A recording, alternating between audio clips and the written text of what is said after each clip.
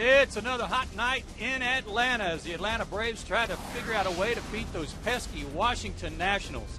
It's game 2 of the 3-game series, and all season long, the Atlanta Braves baseball on Peachtree TV and Fox Sports South is being presented by Academy Sports and Outdoors, the right stuff, the low price.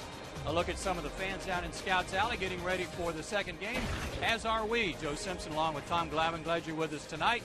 And hey, some good news to talk about. Matt Diaz back in a Braves uniform. Yeah, familiar faces back in town. I know the guys in the clubhouse are excited to have Matty back. And I know there's a lot of left-handed pitchers around baseball that are not too excited to see Matty in this lineup. Let's take a look at some of Matt's numbers. While he was with the Pirates this year, he was in 100 games for Pittsburgh after signing with them in the offseason. 259 average, but since June 1st, a 361 mark against left-handed pitching. That's more like the hitting fool, and this guy can put up some good numbers. Yeah, that 361 batting average alone against left-handed pitchers is the reason the Braves wanted him back, and you see what he's done in his career in Atlanta uniform. So it's a nice addition to the middle of the lineup, particularly against left-handed pitchers. It gives him a little bit more punch, and as we've been talking about so much here recently with the way this roster has shaped up and shaped itself, it gives Fredi Gonzalez a lot more flexibility in terms of who he wants to put out there in a given day, and it gives him some more pop off the bench as well. Well, speaking of Fredi, you just heard about what we think of the acquisition of Matt Diaz. When we come back, had a chance to visit with Fredi Gonzalez, and he'll give his take on it and how he's going to use Matt, and talk about the pitchers during this break the Braves just had, and a lot more. Fredi Gonzalez, the skipper of the Braves, when we come back.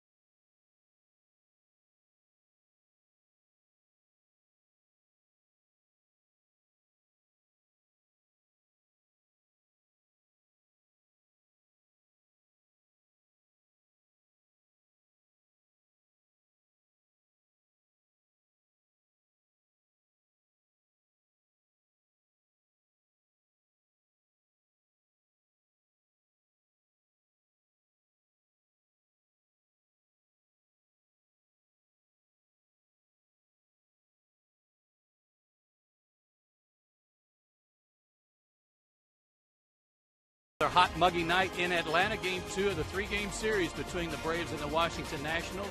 Joe Simpson back down here in the dugout with the skipper, Fredi Gonzalez. And, hey, big move today. You bring back what was old, bringing back new again, Matt Diaz. A great move, you know, and we've been talking about it for a couple days now, and I think at the very least, you know, it's going to add us some depth off the bench. And now you got a double-headed monster with Hinske and with Diaz. And I know being across the field last year, it scares you, you know, because now you got a left-right situation that, you know, you could do whatever you want with them. And we got them just in time, hopefully, when we made the deal, I asked Frank, I said, can he be here for Lannon? You know, because he's got really, really good numbers against him. And I said, we'll try. And I think as we speak, he's in the clubhouse. And, you know, and it was great to see him.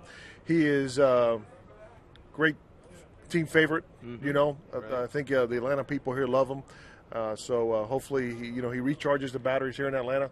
I think we have him for another year also. So it's a great pickup.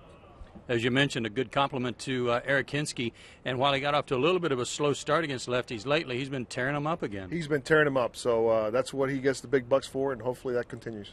Starting pitching. I know it was in a bit of flux because of the days off. Jair wasn't himself last night, but did that bother you? Did it concern you about all the days off? Well, it is what it is. There's no way around it, you know. And we tried to get the guys out there with as minimal days off and in between.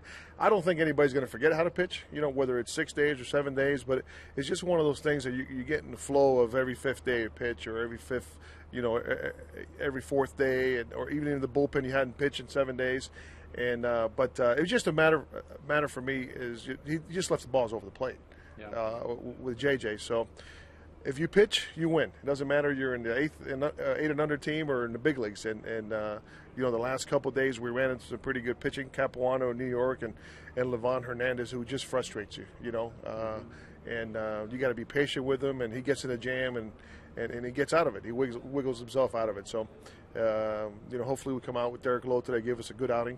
Even though he got the loss in Chicago, his last time out, I thought it was one of his best outings, you know, that he pitched. So, you know, hopefully that continues. One last quick question, and that has to do with these Nationals. What do you got to do to beat these guys? What's going on? I don't know. You know, sometimes you match up with the team, and that's just the way it goes. But again, if we pitch, you know, we got a real good chance to win ball games. All right, Freddie, thanks for the visit. That's Freddie Gonzalez, the skipper of the Atlanta Braves. Tom Glavine and I will be back for first pitch and Braves baseball right after this timeout.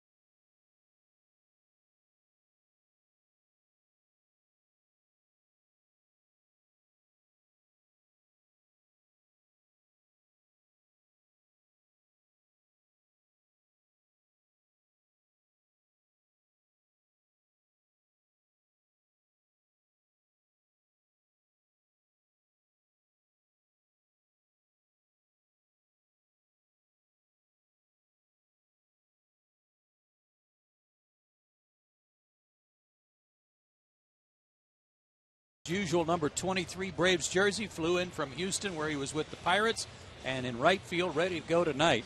As we get set for Game 2, here's the Suzuki starting lineup for the Nationals tonight. Desmond Worth and Zimmerman, with Jason Worth back in there tonight. Michael Morse, the cleanup hitter, then Nixon Espinosa, Marrero, Flores, and Lannon, the bottom third of the order for Washington.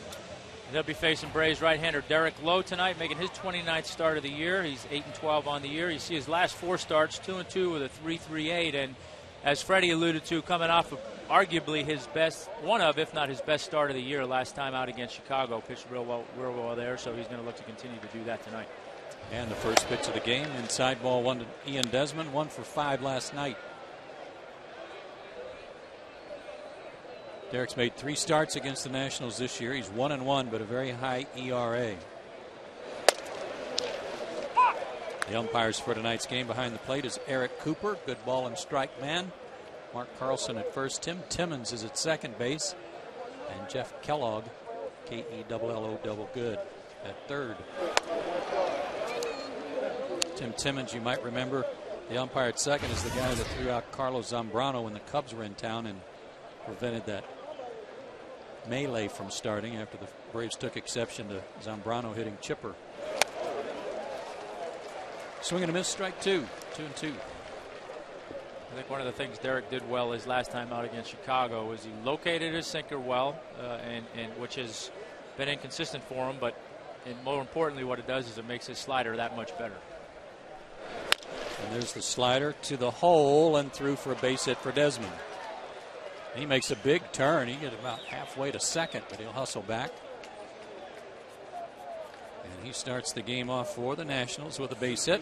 Here's the defense for Atlanta behind Derek Lowe tonight. And it's Prado, Bourne, and Matt Diaz.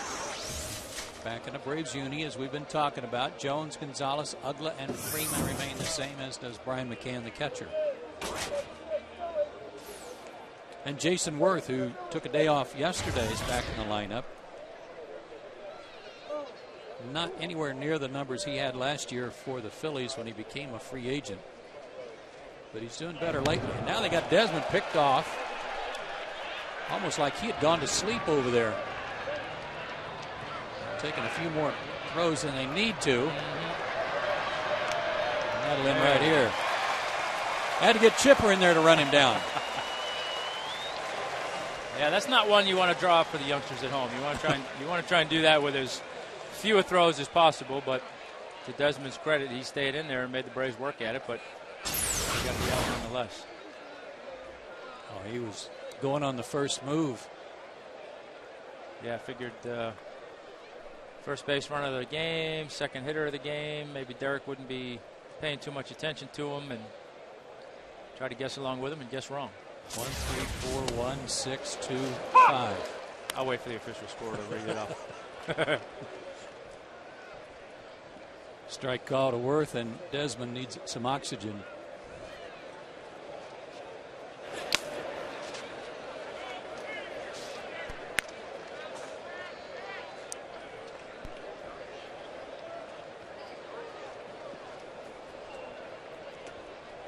Worth 8 for 31 in his career against Derek Lowe with a homer.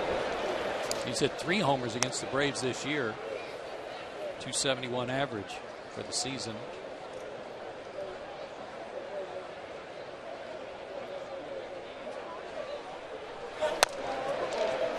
Front door slider missed. Davey Johnson moved Jason Worth not only to a different spot in the order, moved him up to bat second in the last week or so, but also moved him to center field. Well, he's always had good range out there in the outfield. I think that's not quite as odd as seeing him hitting so high in the lineup. Yeah. But I'll tell you what, again, we talked about it a little bit last night, and you mentioned it without Worth in the lineup. And you look at the top portion of this lineup, and there's some guys in there that can do some damage. Payoff pitch. Took it for ball 4.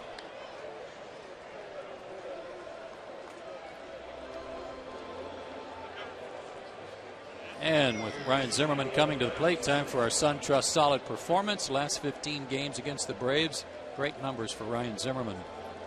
Yeah, and he only added to those numbers last night. Big night here last night. Big home run in the right center field gap. Double over there. So he's continued whatever good feelings he has against the Braves. He continued those last night. And as you pointed out, some great power to deep right center. A home run that way and a double. 3 hits in all and 3 RBIs and 3 runs scored last night.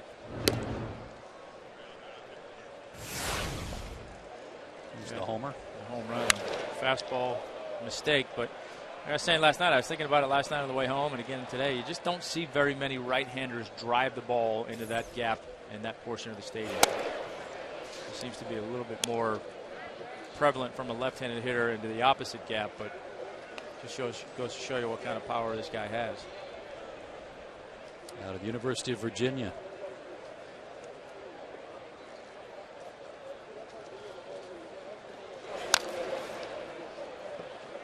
And Derek gets ahead of him 1-2. That game in Chicago for Lowe, even though it was a loss, and as you said, Tom, one of his better outings of the year. It's hard to say that about a loss. But he gave up 3 runs in the second inning when the Cubs batted around. That's the only inning they really had a bad inning. And he hung around, stayed in there to work 7 innings, saved the bullpen. 2 of the runs came on a home run by Soriano.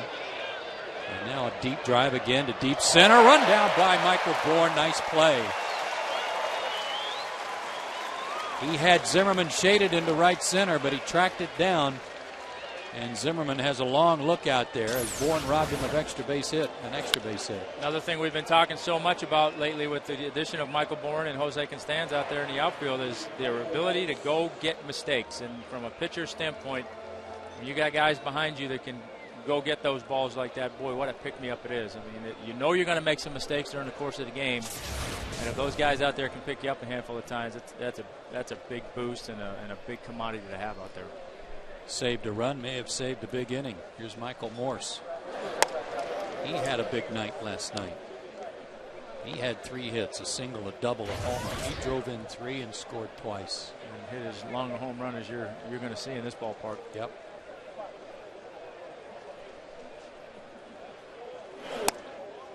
Hit one up at the terrace level in left field. Yeah, I don't know too many balls that I've seen go up into that second level, up above the aisleway there, but that was a no-doubter.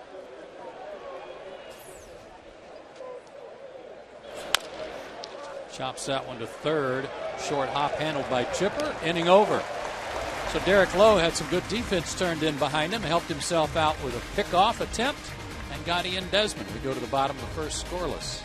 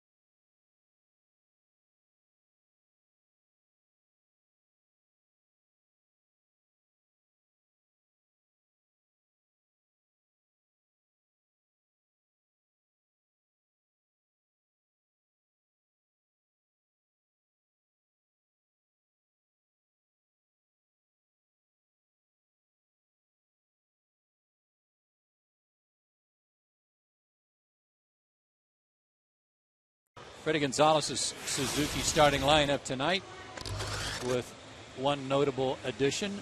After Bourne, Prado, McCann, Ugla, and Jones, there's Matt Diaz batting 6th tonight, playing right field. Freddie Freeman moves down a spot to number 7 against the left-handed pitcher, then Gonzalez and Lowe. And they'll try to beat a guy they've had a lot of trouble with. A whole lot of trouble. John Lannon making his 28th start on the year, 8-10 with a 3.59 ERA. That's some pretty good numbers against the Braves, though. Don't let that 8-10 record fool you. He's been pitching well, and in his last 6 starts versus the Braves, 5-0 with a 3.12 ERA. His first pitch to Michael Bourne. Mike shows bunt, pulls it back, ball 1. Bourne was 1 for 4 last night.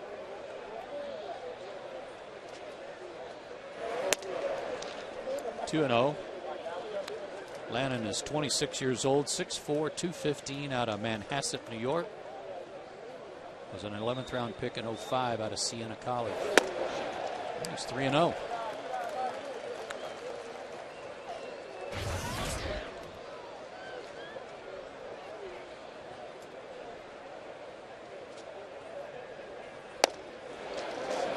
There's old automatic, 3 and 1. Fastball, curveball, slider change, predominantly a four-seamer and a curveball. Into center field, Worth got a late start, but he's there for the catch. 1 out. Here's the rest of the defense for the Nats tonight. Morse in left, Nix in right on each side of Worth. Zimmerman, Desmond, Espinosa, and Marrero from third to first. And Jesus Flores doing the catching again tonight for Lannon. Lannon's last start against the Diamondbacks, he lost 8-1, but had a quality start. 6 innings for him, 7 hits, only 2 runs allowed, 2 walks, 2 strikeouts. And whoops to Martin Prado.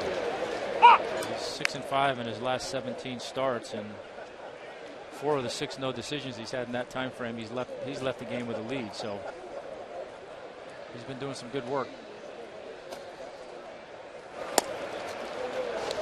0-2 to Martin, who was 0 for 4 last night, 0 for his last 8. Down to 267. Good numbers against lefties, though. He's hitting 281 for the year.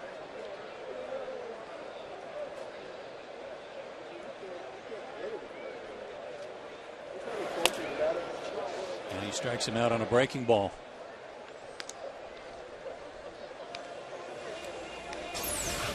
First strikeout for Lannon.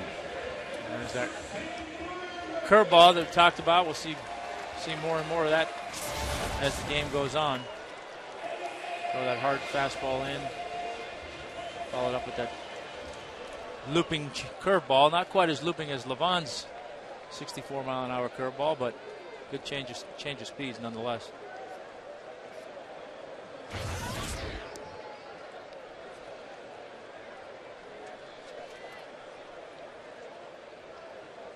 Brian McCann 0 for 4 last night, hitting 289. When I was looking at the numbers for each of the individual guys in the lineup tonight against left-handed pitching, they were all pretty decent,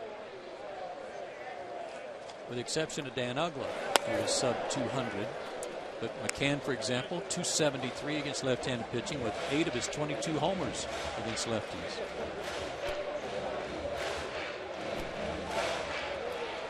Yeah, it's funny. I mean, you know, the Braves have struggled a little bit offensively against lefties, but when you see some of those numbers, it's kind of hard to figure out. It's kind of hard to understand why. But there you see. I mean, they rank last or next to the last in virtually all the important offensive categories against left-handed pitchers. And that's MLB ranks, not just National League. Espinosa bobbles it. Then he got a little help from Marrero on the throw, and the Braves go in order in the first. We go to the second scoreless.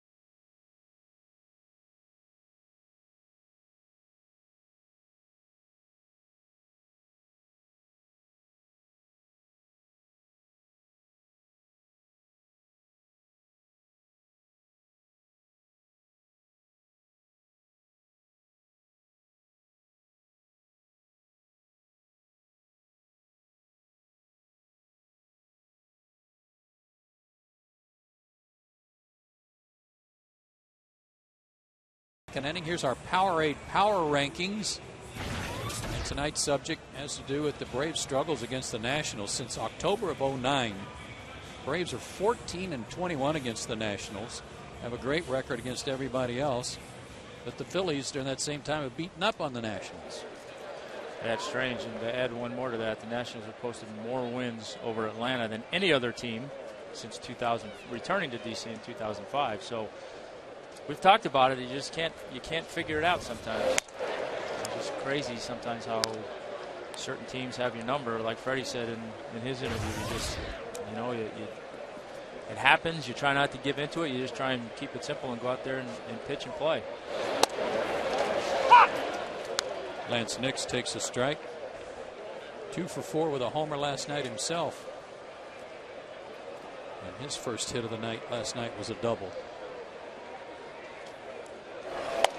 They had a good time last night, snapped their 6-game losing streak, but that was last night. Yep, that's one of the beauties of baseball. What happened yesterday is over with, and today's a new day.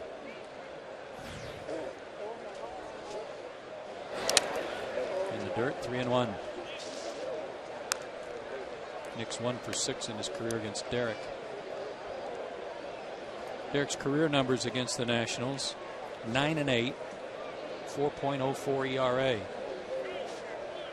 3-1 pitch lifted to right center and pretty deep. Diaz on the run, but Bourne calls him off and makes the catch.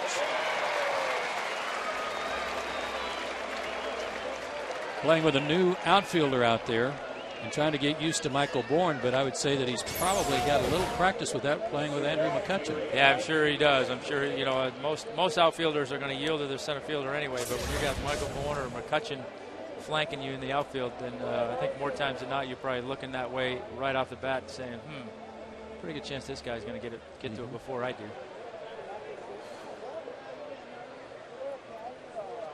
Danny Espinosa, the second baseman, hitting .230 on the year. He too had a home run last night. 1 for 3, a home run and a walk.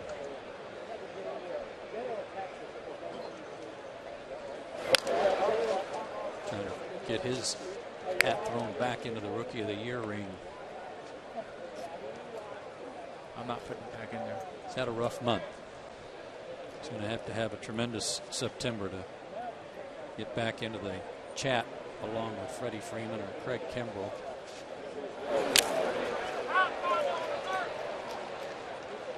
It's like we've talked about. I take nothing away from the year he's had. Anytime you come into this league as a rookie and put up those kinds of numbers, I mean, you're to be commended for it. But when you're competing against at least 2 guys that are on a team that's going to be going to the postseason, it's tough to overcome that unless your numbers are so much better than theirs are. A ball and 2 strikes to him. Freeman with 18 homers and 64 driven in. And a higher average.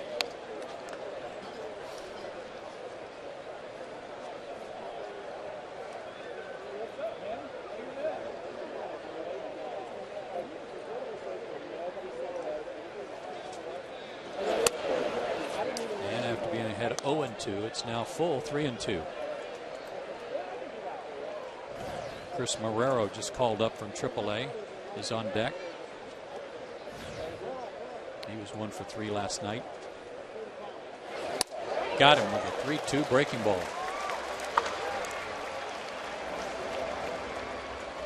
Looked like a big sweeper.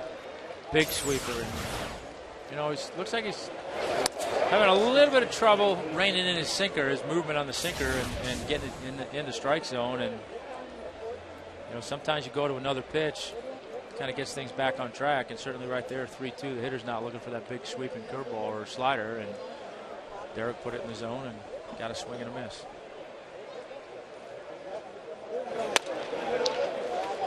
Chris Marrero takes a strike. His average 364. That means he's 4 for 11 since he was called up. Hit 300 at AAA with 14 homers, 69 RBIs. And if he weren't with us last night, a former first-round draft pick. Sharply hit to short. Alex throws him out. A 1-2-3 inning for Derek Lowe. Be nice for the Braves to score first tonight. They're pretty good when that happens.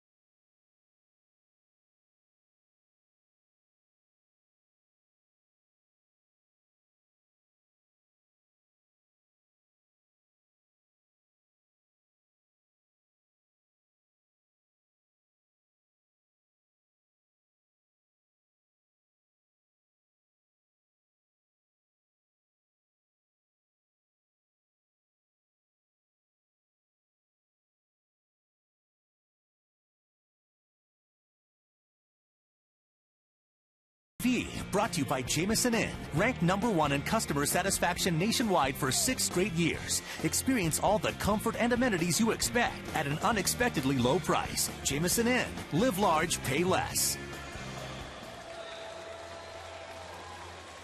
To the bottom of the second we go. Ugla, Chipper Jones, and Matt Diaz due up.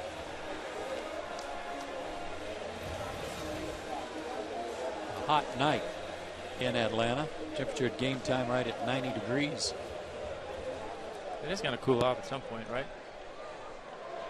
It might rain again, maybe. Yeah. But it's coming. Ugla 1 for 3 last night.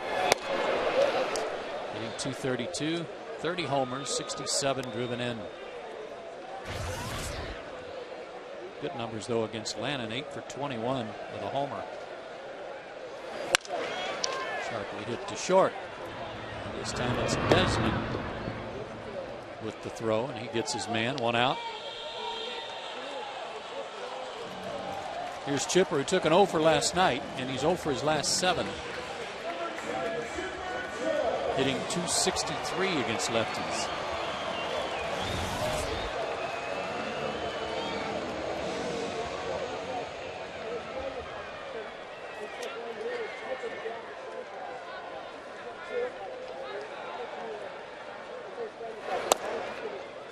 Even the guys individually against Lannon, there's some good numbers that are hard to figure why he's 5-0 against Atlanta in his last 6 starts against them. Chipper 9 for 28. It's that one high and deep to center. Jason Worth has gone as far as he can go, and that one's gone. Chipper puts the Braves on top 1-0 with his 14th homer. Home run number 450.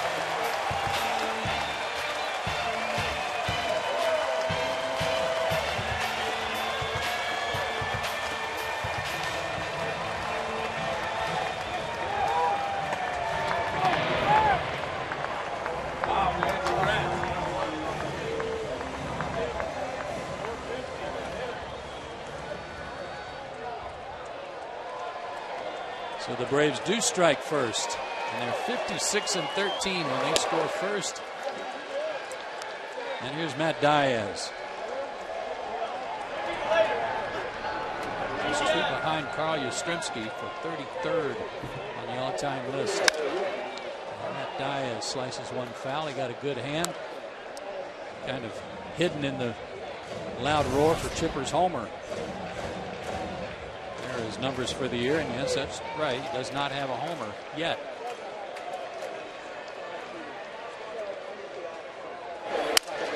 Broken bat flare to right. Base hit. Welcome back, Matt. And that's part of the reason why he's hitting lefties so well, because those are falling in.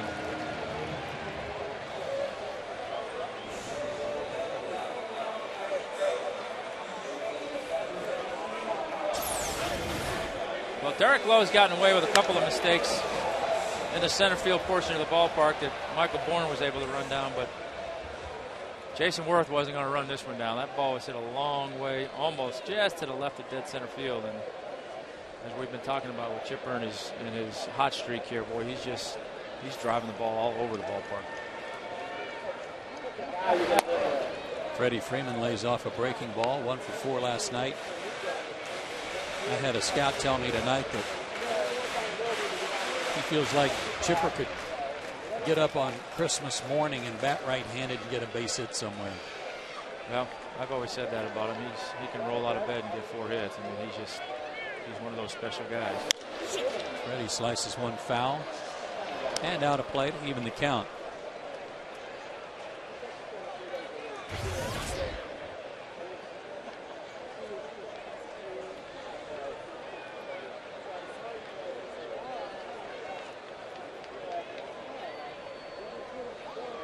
Braves trying to get their 17th win in the month of August. They're 16-9. Freddie leans out of the way of that one. 2-1. Backup curveball or a backup changeup.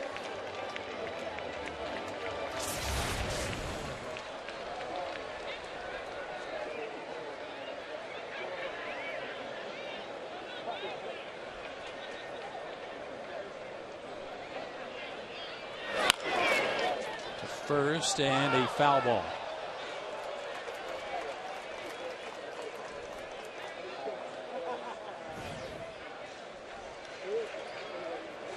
Call was made by Eric Cooper and Mark Carlson.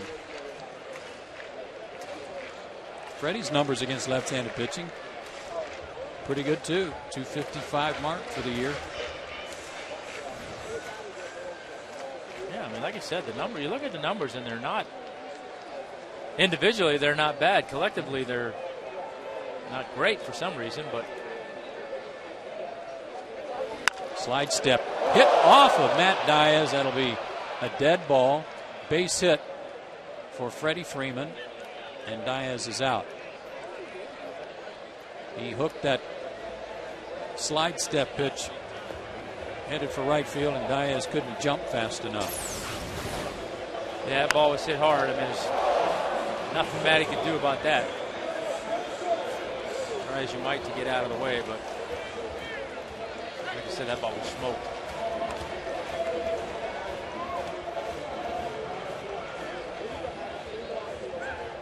The put out will go to the fielder deemed closest to him, probably a 3. It is a 3 unassisted. And Alex Gonzalez, the batter, he was 1 for 3 last night, hitting .228. But .264 against left-handed pitching. And 8 for 18 against Lannon with a homer. Tell me again how this guy is just wearing us out. I don't know. He's made 4 starts against the Braves this year already, with a 3-0 record and a 3.09 ERA. Back through the middle, Espinosa with a nice backhanded stop, steps on the bag, and the inning is over. But Chipper Jones has now hit 5 home runs in the month of August, the most of any month since April of 2008. The Braves lead it 1-0.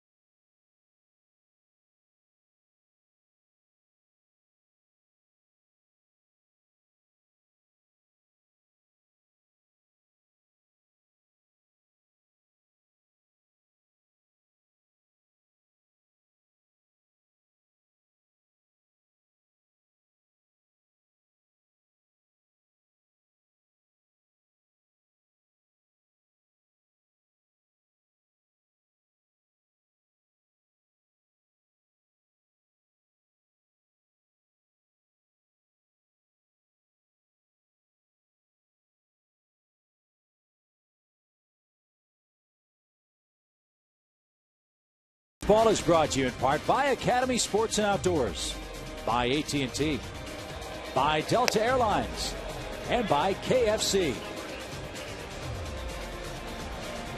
1-0 Atlanta on Chipper's 421-foot home run. Number 450 in his career. Bottom part of the order for the Nats, Flores, the pitcher, and then the leadoff man, Desmond.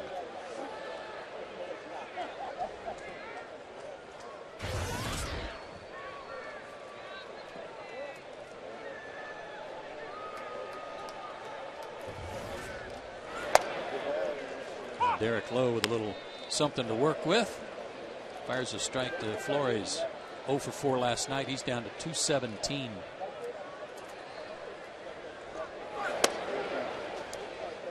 It's been a struggle for him, but he's got decent numbers against Derek.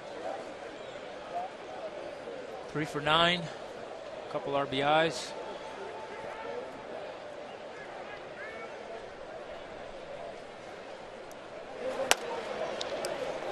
Just missed. 2-1.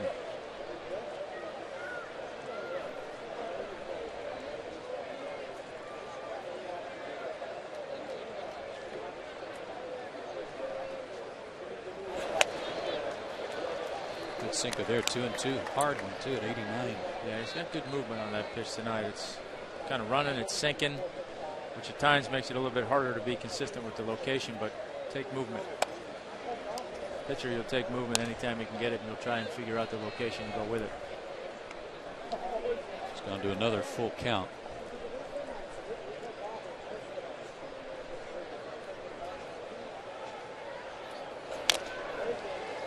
Still full.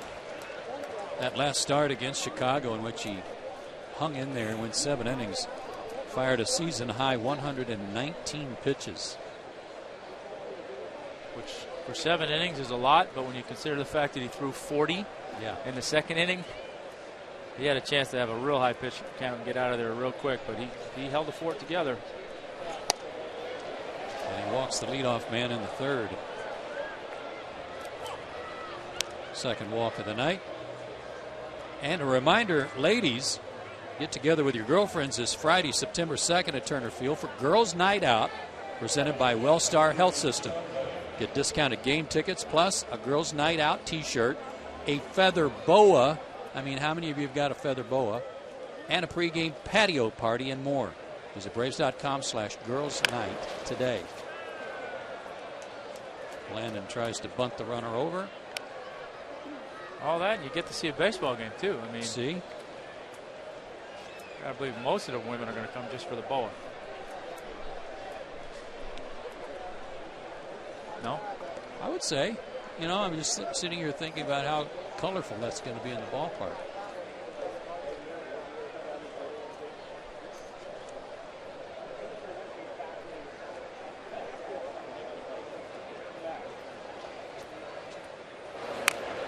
Landon looks like he's bunting with a boa.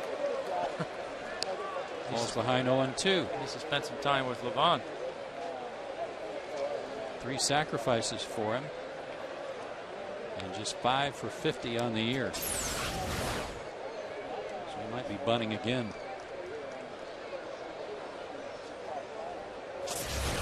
Had the bat out front. He just had a bad angle. He is going to try it again. And same result. That looked like an instant replay. I was going to say, if he's one thing, he's consistent. And that'll drive your manager crazy when, as a pitcher, you can't do that. I'm sure that's what Davey Johnson will tell him when he comes back to the dugout. Yeah. Hey, he didn't get it down, but you got to put all 3 of them in the exact same spot. So.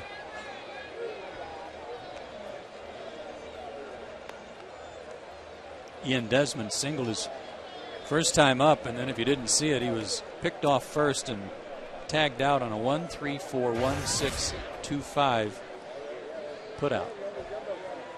He's another guy. We talked about Ankiel's numbers last night and the home runs that he's hit off of JJ. This guy's got 3 homers, 7 hits, 3 home runs against Derek Lowe. He's not a home run hitter, and Derek Lowe doesn't give up a lot of home runs. There was at some point in his career when he first came up, Another hot shot, this one by Chipper. Flores will stop at second, and they're first and second with one out. But Desmond had, at one point, he had like 10 homers in the big leagues, and 6 of them were against Atlanta. A little bit like Ankiel.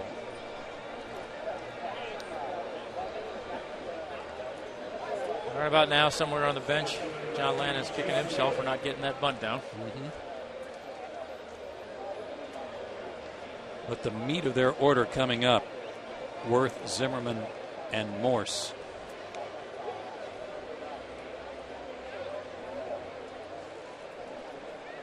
One out, runners at first and second. Worth drew a walk his first time.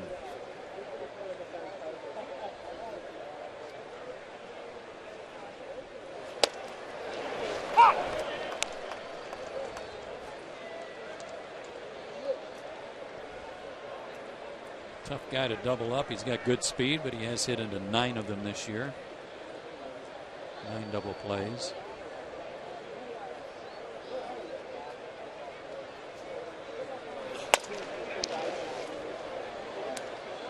And Worth leads their team. I take it back. He's second on their team in strikeouts. He's got 132.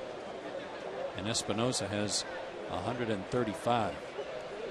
Always been a strikeout candidate. He's kind of put the home run and the production together with it last year in Philadelphia, but always been that guy that you look at and think, okay, in certain situations, if I need a strikeout, here's a guy you can get. And most of the time, with his stance and his swing, if you can get him in above, kind of above his hands, he's got a little spot in there where he can't get to the ball, but you better make sure you get it there. Good cut there. He was right on it. Fouled it back. He's changed his hand positioning a little bit too, Tom. I mean, I was last night trying to think about Morse and where he came up with this real stiff stretch of the arm when he's at the plate. And Worth used to hold his hands like that way away from his body, but not so much anymore. Yeah, not as much anymore.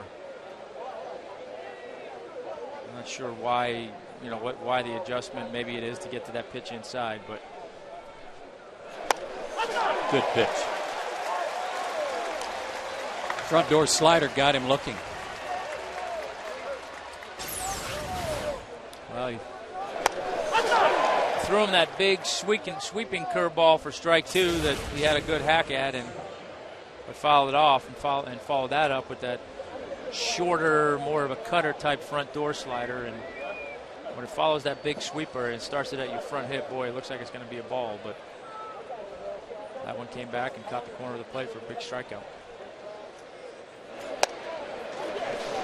He's the guy that's been the tough out in this series so far, though.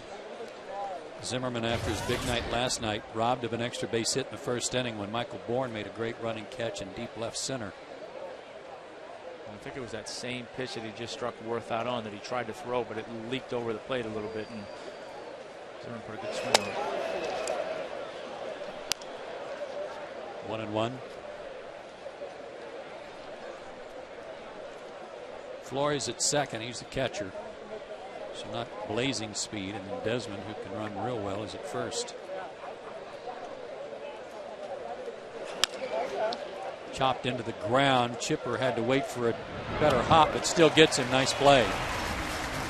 No runs, a hit, 2 left. Braves on top 1-0 on a Chipper Jones homer.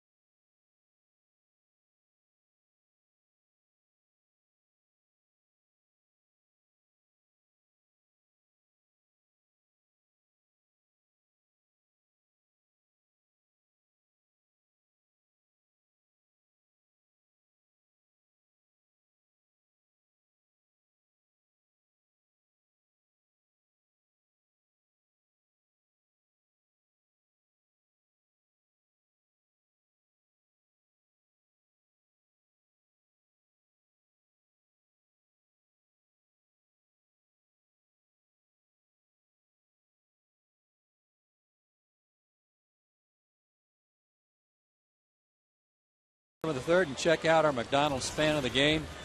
We show some pretty cute kids, but I don't know. This may be the winner right here for the year. Check him out. Got his hat, his glove, his jersey, giving high fives. In the pregame parade. Living the dream right there. Uh-huh. Probably checking himself up on the scoreboard right there. Saying, when are we going to go get a hot dog, Mom? Yeah. Come on. Or an icy or a slushy or cotton candy, something. Having a big day. Derek Lowe leads off for the Braves in the third inning. Hitting 182 for the year, not bad. 8 for 44 with 4 doubles and 6 RBIs.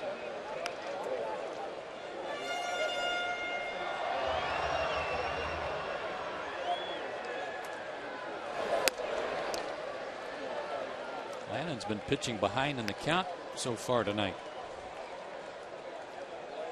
Pitching backwards. Tough way to do it, but.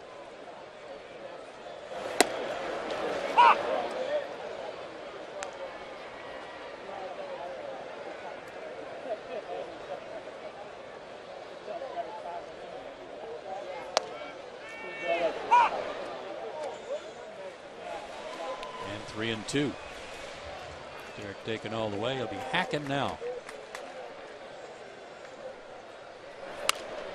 And it's out of play. Braves are 41-26 here at Turner Field. Nationals 26-42 on the road.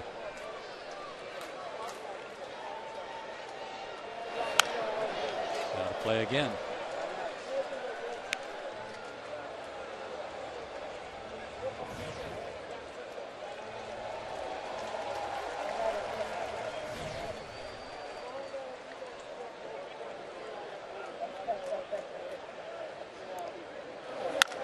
Driven to deep left. Stay up, ball. Get up. Gone. Home run, Derek Lowe. Woohoo.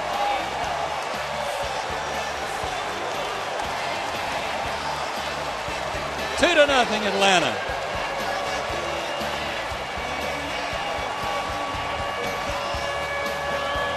And his first career homer in the big leagues.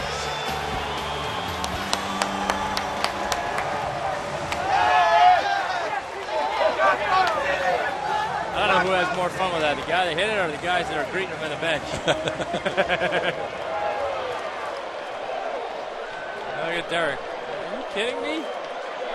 Michael Bourne shows bunt and takes a strike. And the worst part of it all was after he rounded first, the ball had ricocheted back on the field, so he started running again, thinking that it had hit the wall. Yeah, he went from going into his home run trot and digging himself to having a heart attack. Thinking, oh my God, I gotta run. He broke it down pretty fast, though. Swing and a miss by Bourne. He's down on strikes. Check Derek out.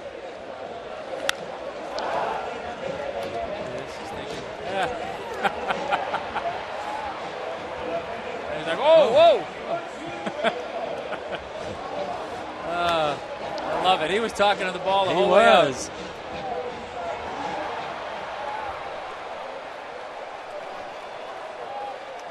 He was talking to it. Well, he got the souvenir, too, with the ball coming back on the field. One out for Prado, who struck out his first time.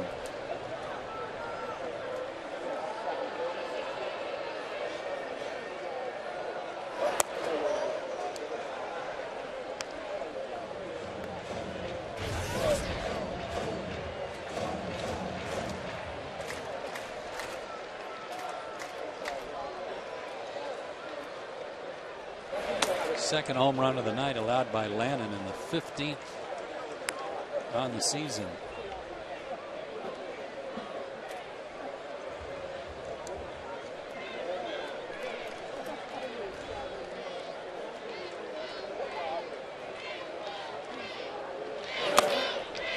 And Martin draws a walk.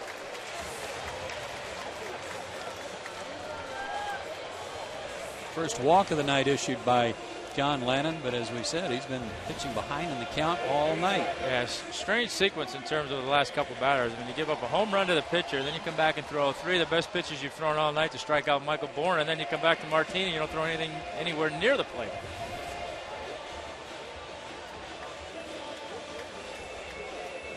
And now you get to the teeth of the Braves order, and Brian McCann, who grounded out his first time up.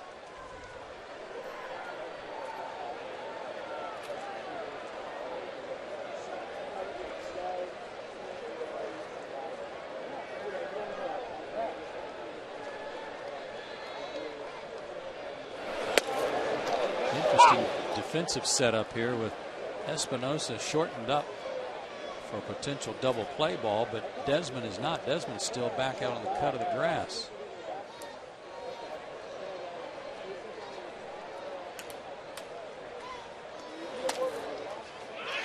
That gets away, and Prado, as soon as it got away from Flores, took off, and he'll make second. Good job by Mac there, too.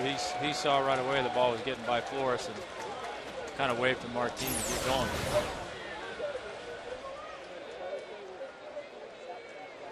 Be a pass ball, looked like, as Flores got waffled.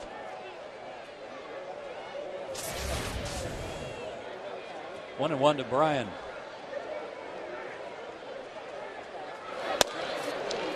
That's a breaking ball for a strike. And it is a pass ball.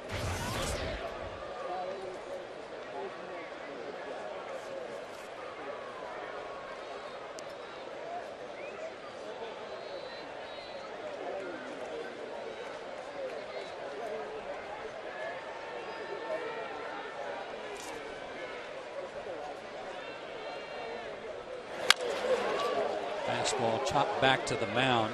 The only plays to first as Prado moves to third. 2 out for Ugla.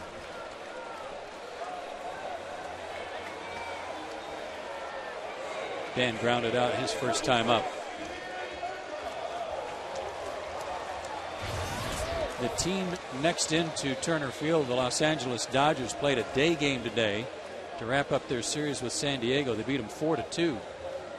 But what was supposed to be a day off for them tomorrow instead is a makeup game. They've got to fly tonight to Pittsburgh and play a makeup game for a rainout. And they'll play that game at 4 o'clock tomorrow at PNC Park before coming to Atlanta to start their series Friday. Ugla takes ball one.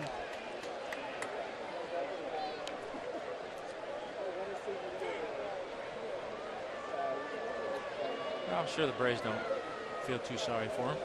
I doubt it.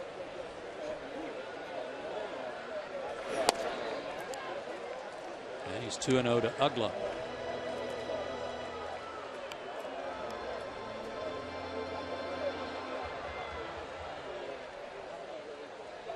Lannon's lost 4 of his last 5 decisions. The only win, you guessed it, against Atlanta on August 2nd. 3-0.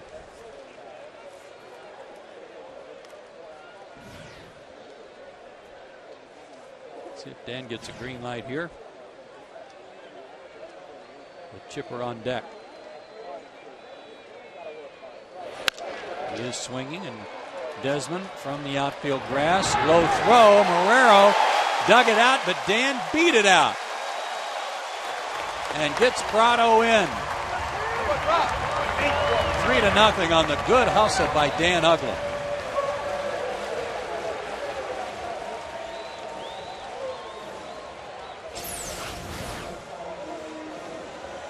In between hop, caught Desmond a little bit flat-footed and tried to regroup and make a throw. And I think had he had it to do it over again, that might be one of those that you see Alex Gonzalez do so well, where he turns and plants himself in a backhanded position, already going towards first base to make a throw. That little half a step extra was all Ugla needed to beat that out and get a base hit and an RBI. And again, that good hustle we've talked about all year long with Dan gets him a hit there and the RBI. Here's Chipper. Homered his first time up. 0-2 the count. And here's our Delta Airlines on-deck hitter. And if you haven't heard, Matt Diaz acquired today by the Braves from the Pirates. He's back in a Braves uniform and good numbers against John Lannon.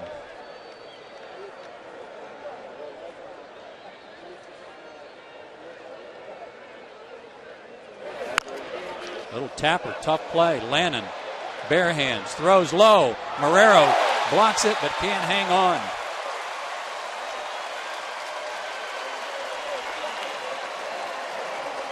Chris Marrero forced to handle a couple of tough hops. We'll wait to see how they score that. Always a tough play for a left-handed pitcher with that ball going towards the third base line. You have to kind of come around it from the side and try and gather yourself into a throwing motion all in one sequence, and kind of threw a little shot put into the ground there, kind of short hopped him and couldn't come up with it. E1 is the scoring. As Diaz sends one to short, Desmond will go the short way for the out to end the inning. But Derek Lowe, his first career major league home run, got the inning started. 2 runs in the inning. Braves up 3-0.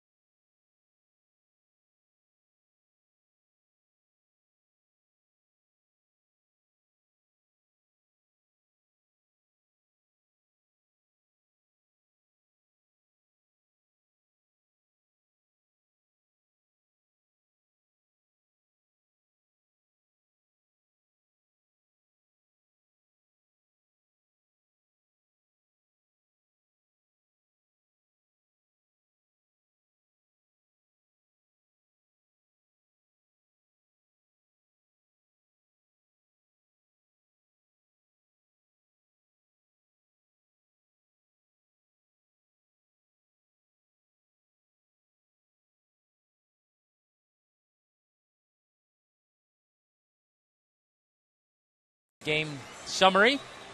Chipper Jones with a solo home run. Derek Lowe with a solo home run of his own. Yes, Derek Lowe. And Dan Uggla with an infield base hit scored the 3rd run.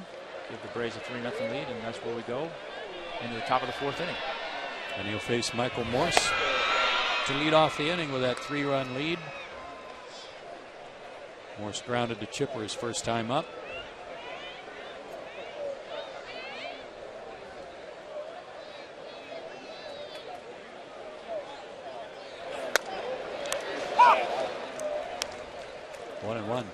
Morse takes that Heisman hose type swing before every pitch. It's like, okay, I want to hit it right here.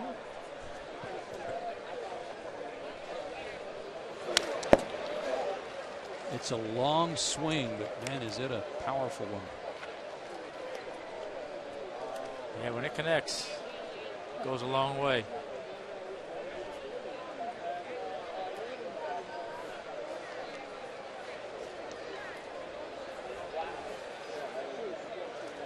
One and two.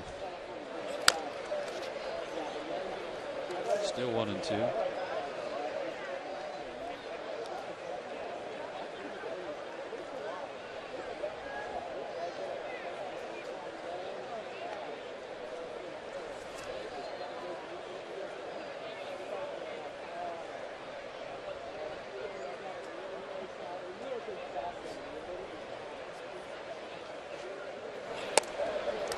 Hitters are almost as weird as pitchers, but not quite. Come on now.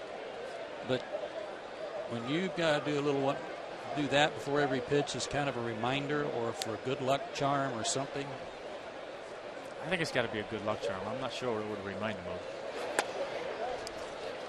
Or maybe it just reminds him that how good he is. Like, I'm really good if I hit it right there. Photo op. I don't know. I'm having a really good year if I hit it right there. Payoff pitch in the air. Tough time of night. Diaz back in Turner Field, ready for it though, and he makes the play.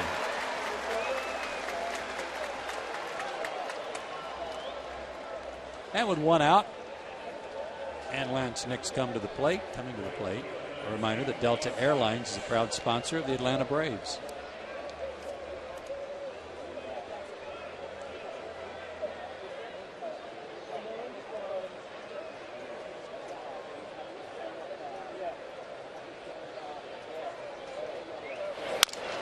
Lance Nix, first pitch swinging. Right to Dan Uggla. Quickly 2 out.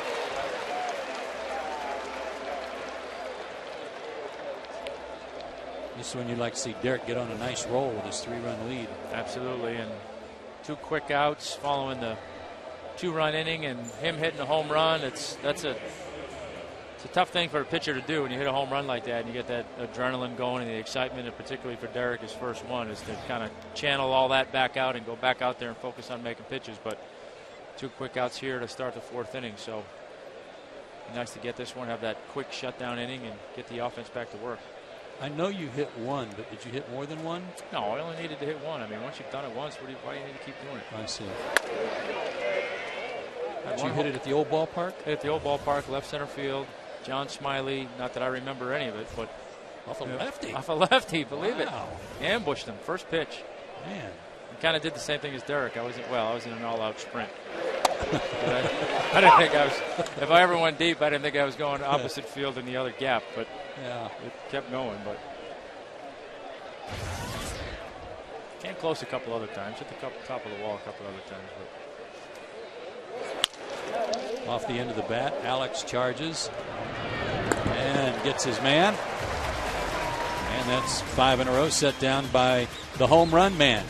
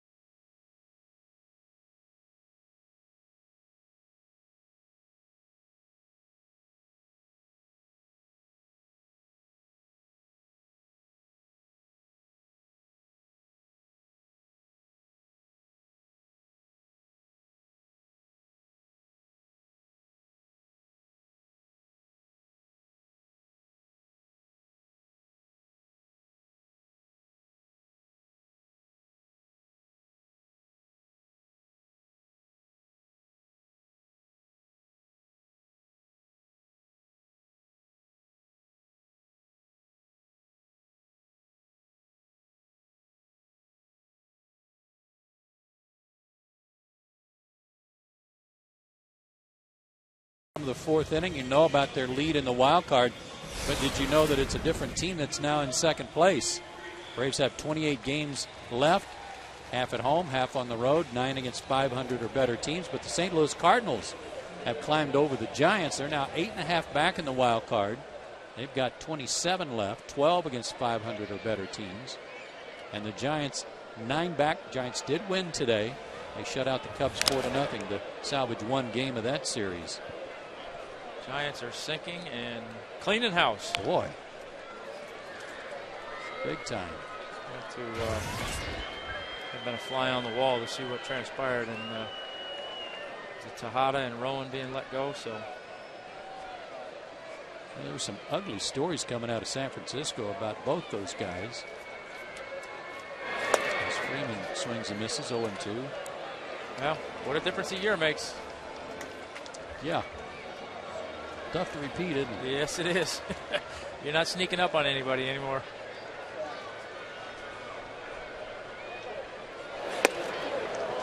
Freeman strikes out. Third strikeout for Lannon. And Alex Gonzalez, the batter, he hit into a force plate in the second inning.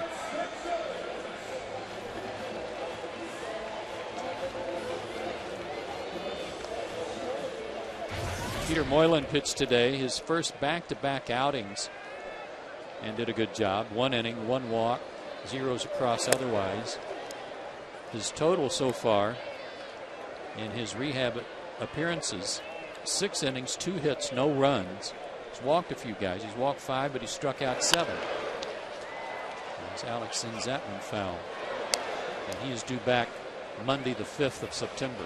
Yeah, I would say 6 innings, 7 strikeouts shows his stuff has been pretty good. The walks obviously would show you exactly what he's on his rehab stints for, is to get that rust off and get that command back. And you know, it's a good sign that he's been able to get to this point with no setbacks. So I know the Braves are excited about the opportunity to have him back and get him back in the middle of that bullpen.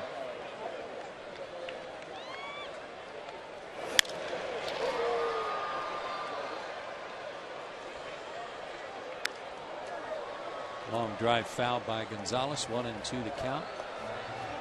Braves, by the way, to make room for Matt Diaz tonight, placed George Sherrill on the disabled list with some elbow tenderness.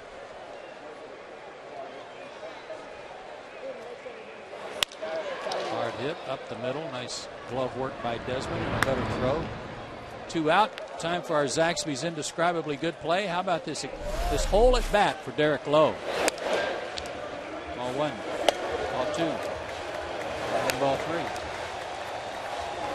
Probably wishes he had walked him at this point. Absolutely, he does. Oh, what a cut. Oh, he's getting it timing down. And we almost got to the big one. There it is. Oh. Down and in. And now he's not going to get anything but breaking stuff. Nope. 0-2.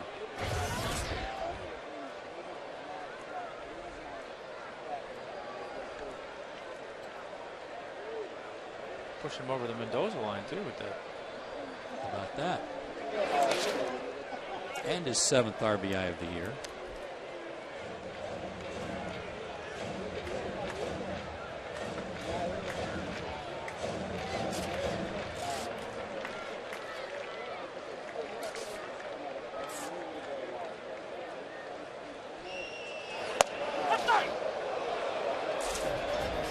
Been kind of an all or nothing guy most of his career. This time it's nothing. Braves go in order.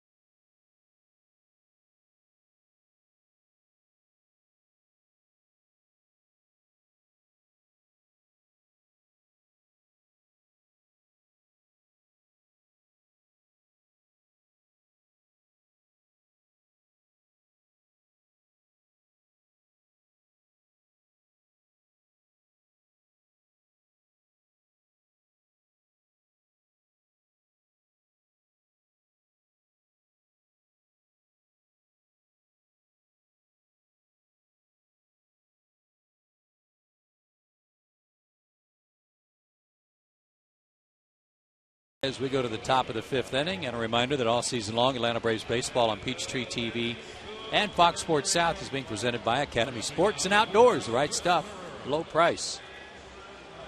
Joe and Tom and Laser Baker with you tonight from Turner Field. Braves trying to get back on the winning track after dropping 3 of their last 4. Turning the tides on the Nats a little tonight with a little bit of their own home run ball.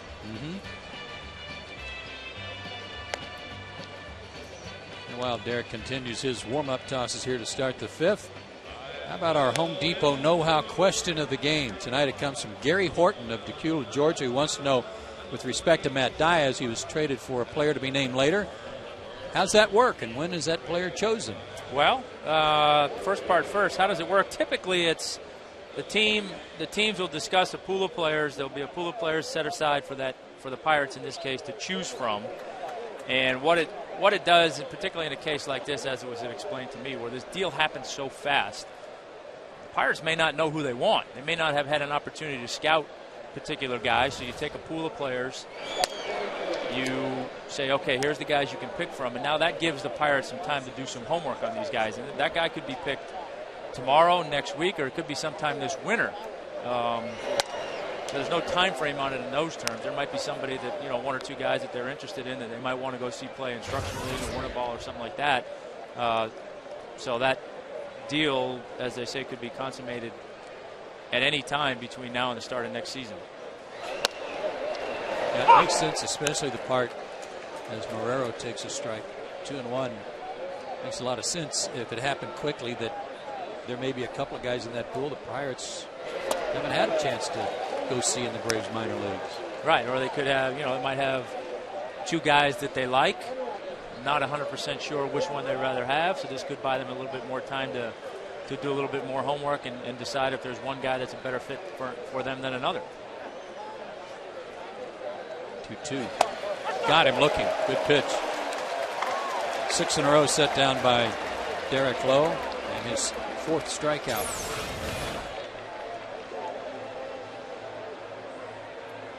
That sinker away that comes back, and what makes that pitch right there so effective is he starts it in the same spot that he starts that sweeping slider. And I think in a hitter's mind, if they're guessing slider, particularly behind on the count, and he starts that pitch in the same spot, you think it's going to run off the plate, and it doesn't. It just stays there, and you get caught looking. Flores walked his first time up. Comes up empty on a slow breaking ball. He's working tonight, Tom, and really worked the last part of that game in Chicago like he did all last September last year. Oh, hands by Alex Gonzalez. And a good stretch by Freddie Freeman for the out. Hot one hopper, and Alex with a nice backhanded grab.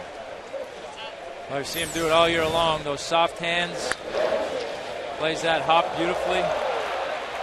And on the other end, Freddie Freeman doing a nice job of staying on the bag over there and completing the play. And again, nice defense behind Derek, and pitchers always appreciate that. Look how wide that throw was and how Freddie still got it.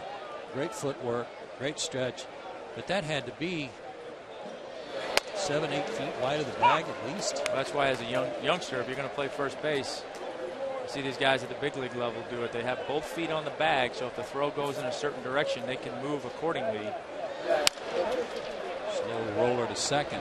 Another good inning for Derek Lowe. But watch his footwork for Freddie Freeman and how he hauled this one in wide of the bag.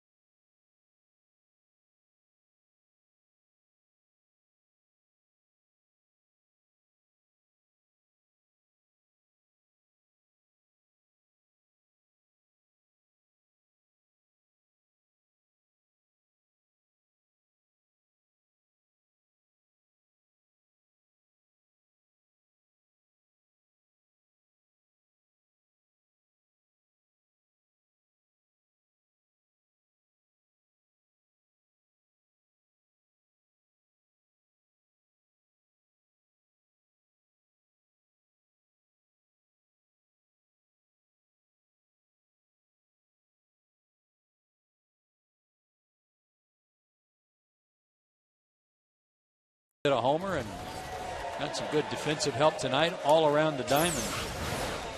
Here's that throw again, Tom. And what do you think the distance is from the bag here?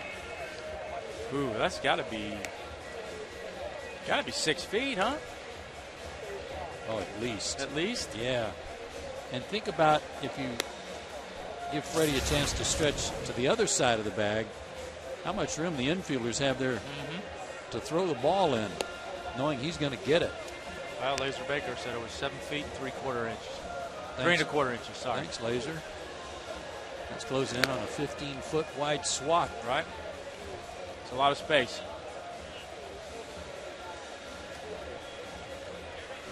As we begin the bottom of the 5th inning, here's our AT&T U vs. TV trivia question. John Lannon's 8 wins against Atlanta is 4th most among active pitchers. Who is first?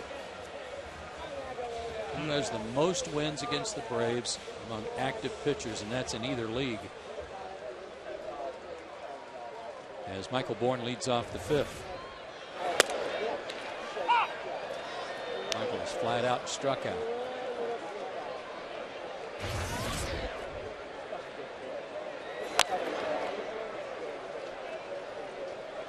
Oh, and 2. Well, Ivan Hernandez won his 9th game against the Braves last night.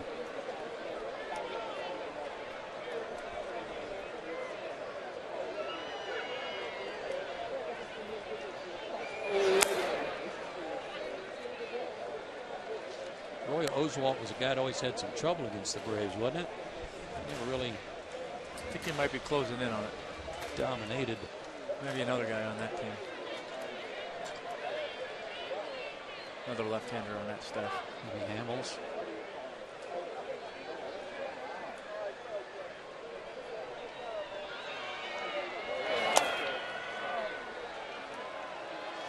Two and 2 to Michael.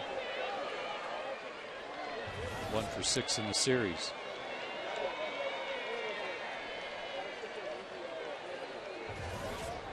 Fought that off right off his thumbs.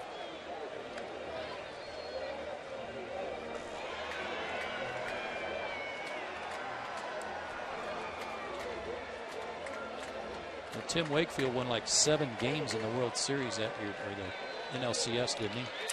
Yeah, but postseason probably won't count.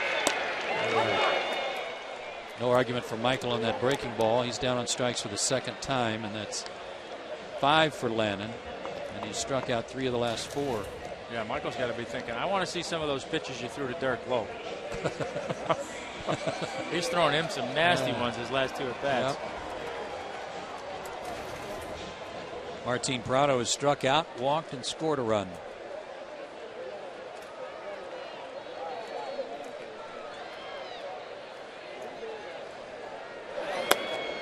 He did a good job of base running back in the 3rd inning to help provide the Braves with their 3rd run. He walked, went to 2nd on some good hustle on a pass ball that was near the plate. Went to 3rd on a ground out to the pitcher. Scored on an infield hit by Dan Ugla.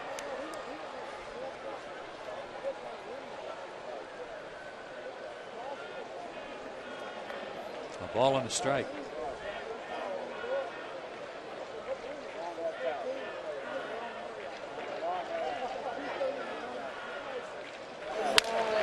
To 2nd. Espinosa. 2 down. How about some of those guys that were down in Florida, like Beckett? I was just Brad thinking Penny, of Beckett, too, yeah. I was thinking of Beckett. A.J. Burnett.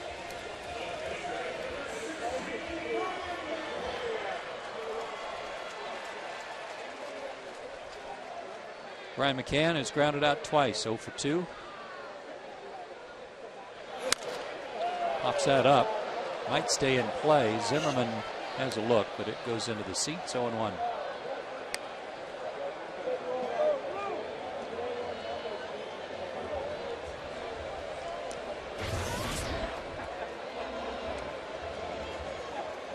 If you just joined us, the Braves got on the board first on a Chipper Jones homer. And then a homer by another guy you would expect to hit one, Derek Lowe. Came on his 425th career at bat.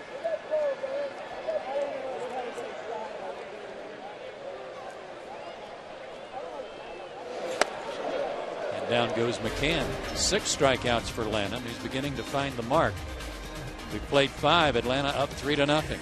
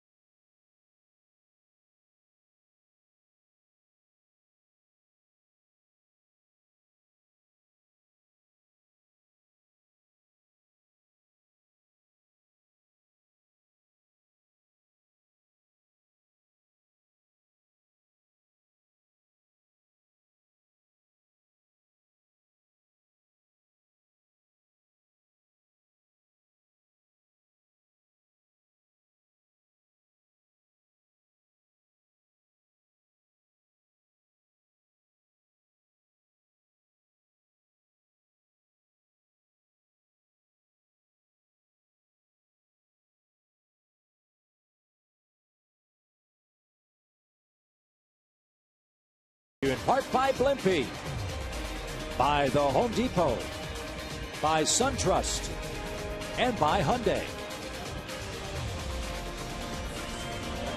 5 innings in the books. Braves have 3 runs, 2 of them on solo homers, 1 by Chipper, 1 by Derek Lowe, and an infield hit by by Dan Ugla plated the other one. Top of the order for the Nationals, and Ian Desmond is 2 for 2 tonight.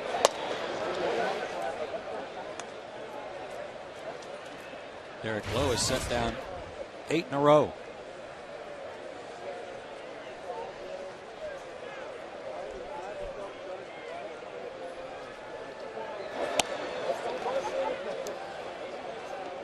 Desmond, the last man to reach on a single in the 3rd. As he adds to those good numbers.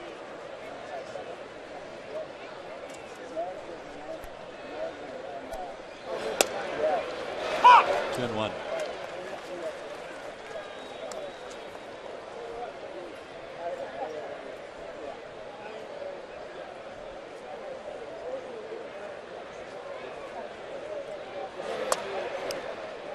And 1. Don't want to walk the leadoff man here in the 6th.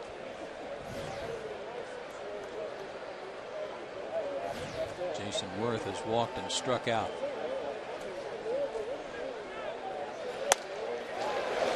Caught the corner, full count.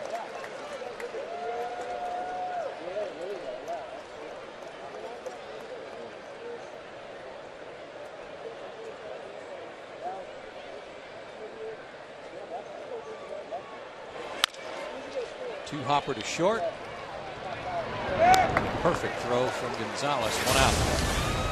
Another ground ball, and Derek Lowe continues his good work as we talked about in the open. Sinkers set everything up. He has command of that pitch. The hitters have to respect that. It makes his slider that much better. When he's got the 2 of them going, a lot of strikeouts and a lot of ground balls, and there's been a lot of ground balls today. This is very reminiscent of the way he pitched last September when he went 5-0 and was the National League Pitcher of the Month. Well, that's what I've been saying. I mean, he struggled. There's no question about it. He knows it, but you hope that he figures out something like he did last year. Takes a strike. Noah is a veteran guy with his experience. He's going to keep plugging away and keep tinkering with things to try and find it. Whatever he's been working on, I think his last 2 starts, it looks like he's starting to get comfortable with it. It's starting to come around again, and it couldn't come at a better time for the Braves. No, it couldn't. 1-2 to Worth. He took a front door slider or cutter for a called third strike in the third inning with runners at first and second.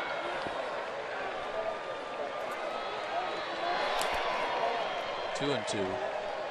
Well, it couldn't come at a better time, Tom, because I mean, when you start getting into September and you start, especially with an 8.5 game lead in the wild card, you start at least thinking about, and for us up here, speculating on how the rotation might set up for the postseason. We've got a long way to go, but right now, beyond Tim Hudson, it might be kind of up in the air as to who would start game 2 if it was to start tomorrow. Yeah, I mean, I think not only that, but I think it's up in the air as to who your number 3 and number 4 starters are if you go that deep into it. I mean, other than Huddy and Beachy right now, you know, there's a lot of uncertainty and certainly inconsistency. So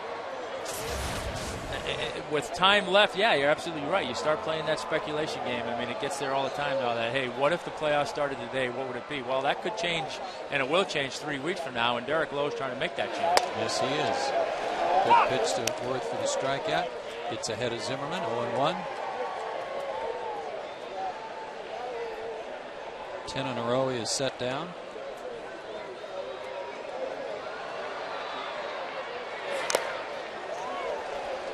And 2.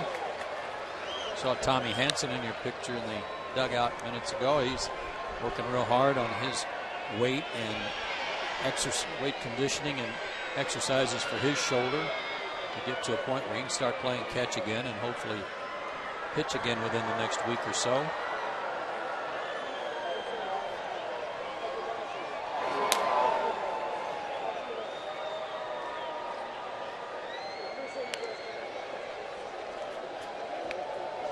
Yeah, the whole thing for Tommy is going to be, you know, obviously, number one, you want him to get to a point where he's either pain-free or can deal with what he's got, but it's going to be volume. They're going to have to get his volume up in order for him to be at that point. Wow, another good breaking ball on the inside corner. Zimmerman didn't like it. That's 6 strikeouts for Derek Lowe, and he has set down 11 in a row and leads 3-0.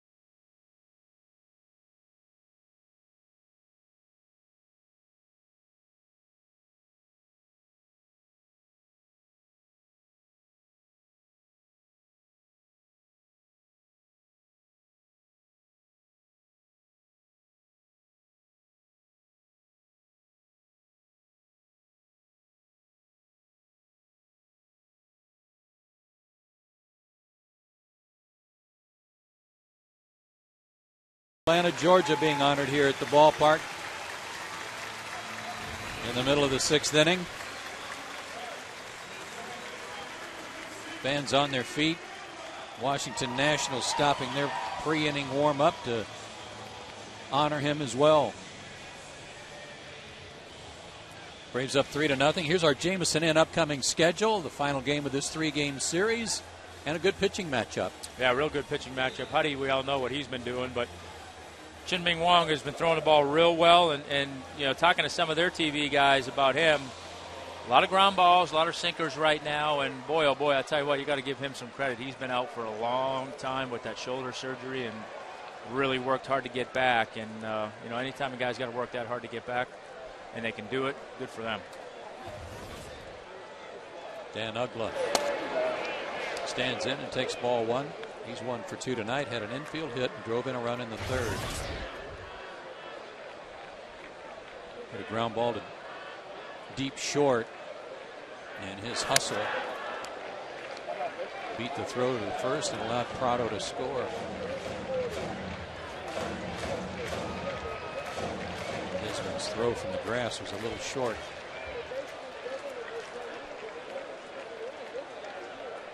Two and 0 to Ugla. In the air to right field. Pretty deep, but Nix is there for the catch. 1 out. And a guy who gave the Braves their first run of the night, Chipper Jones, the batter. Leading off the second inning. Fastball down the middle, and Chipper Jones doesn't miss too many of those, particularly right now the way he's swinging the bat. Drove that ball deep into the bleachers and almost center field, but a little bit towards left center field.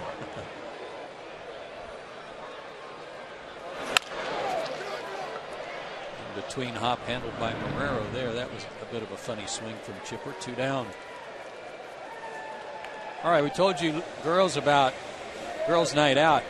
Now it's time for you dads to listen up. This Saturday, September 3rd, the Braves are hosting Father-Daughter Day at the ballpark. Come share a Braves game with your little girl.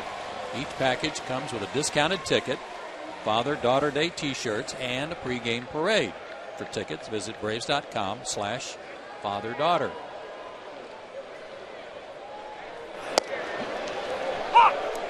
Matt Diaz, his third at bat. Since rejoining the team, he's 1 for 2. And a broken back bat single to right his first time up. Talked to Matt before the game. He was all bright-eyed and bushy-tailed. He was so excited to be here. I said, well, where were you when you got the call? He said, I was in bed. I said, no, where were you? He goes, oh, I was in Houston. Well, fortunately, he was relatively close. Like Freddie said, with those numbers against Atlanta. Want him in the lineup tonight. And that's why. An 0-2 pitch from the hitting fool. There is no strike zone. And he's 2 for 3 on his return. Yeah, 0-2 against Matty. You can't throw it far enough out of the strike zone. And that pitch, while it was down, too good a pitch for Matty with his numbers against lefties. And he'll make way for Jason Hayward to pinch run for him. Good numbers. Really good numbers. And, you know, again, we keep talking about it, but those career numbers versus left-handed pitchers, and again this year, that's what the Braves got him for. So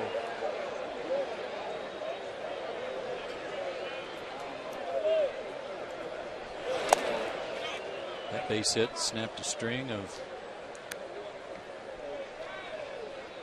9 in a row set down by Lannon.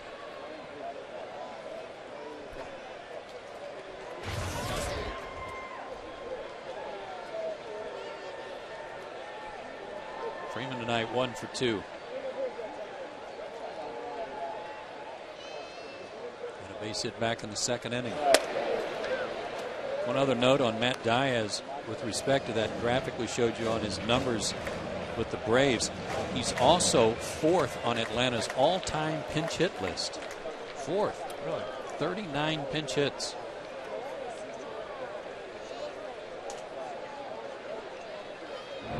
Hayward back.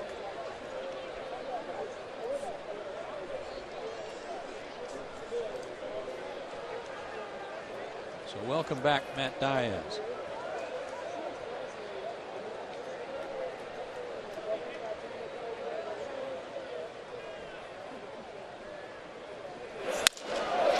Broken bat, flare to left, base hit. Hayward will stop at second. Real quick story, it's pretty funny. Freddie Gonzalez told me after our interview today, he said that when Freddie was the coach for the Braves and his dad, when Freddie's dad heard about Matt Diaz, he asked Freddie, he says, what's this Diaz thing? His name is Diaz. You know, what's the deal? And complained to Freddie, tell him to go by the right name, the right pronunciation, Diaz. And Freddie said, no, his family's from Spain. They pronounce it differently. It's Diaz. And Freddie Gonzalez said along about June when Matt was hitting about 390, His dad said, why don't you just leave him alone and not bother with the name thing? Call him whatever you want as long as he's hit 390. Alex Gonzalez pops one up in the shallow right, but Lance Nix is right there. So the Braves get a couple of hits, but leave them, and we go to the 7th, still 3-0.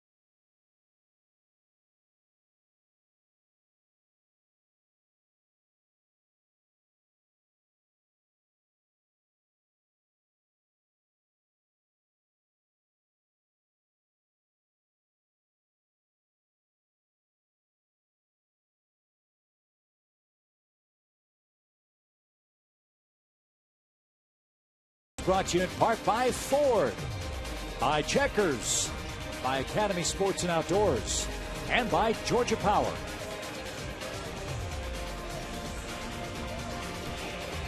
Six innings complete. Braves still shutting him out 3-0. Derek Lowe has retired 11 in a row, and he's got a 2-hit shutout working. And both of the hits belong to Ian Desmond. One in the first, one in the third.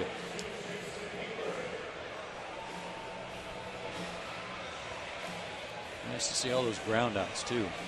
Yeah. Well, like we said, he's coming off a really solid start in Chicago.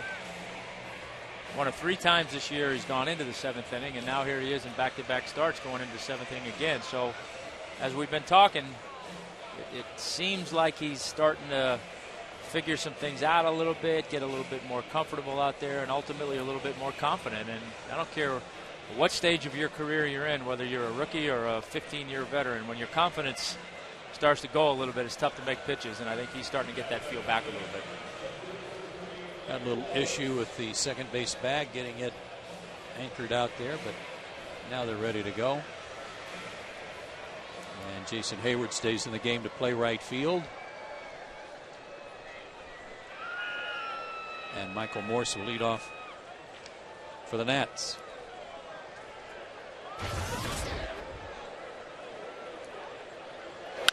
And he promptly sends one to deep right center, and Michael Bourne will watch this one sail over the fence. First pitch homer. His 24th of the year, and it's 3-1.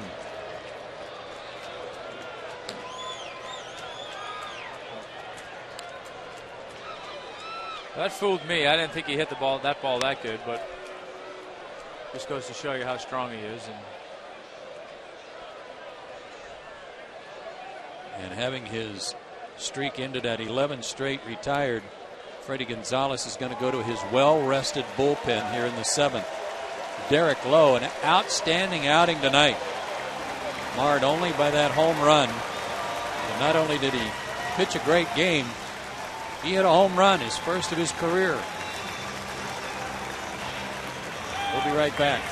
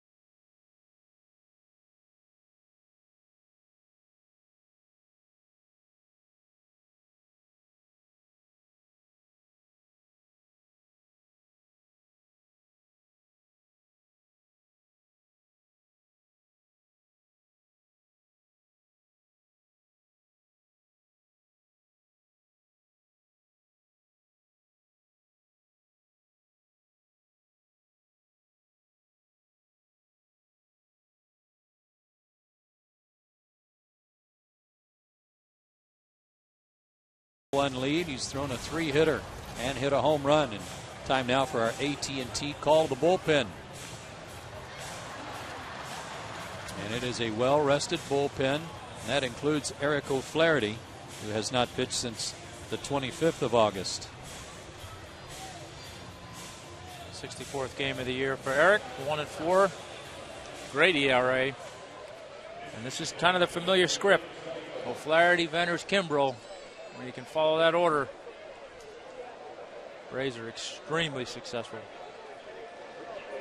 Johnny Gomes will pinch hit for Lance Nix. Gomes pinch hit last night, struck out.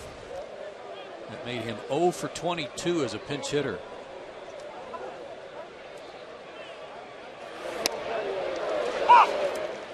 Came over from the Reds a little before the trading deadline.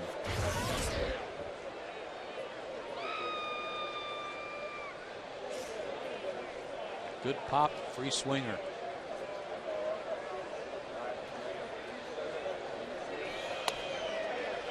One and one from O'Flaherty. 94 strikeouts for Gomes in 285 at bats.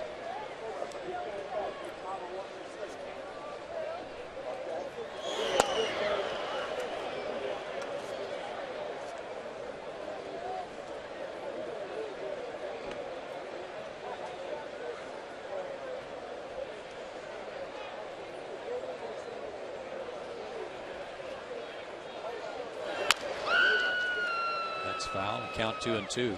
O'Flaherty's in his 8th game against Washington. The first 7 covered 6 2/3 innings, 4 hits, no runs, 1 walk, 3 strikeouts.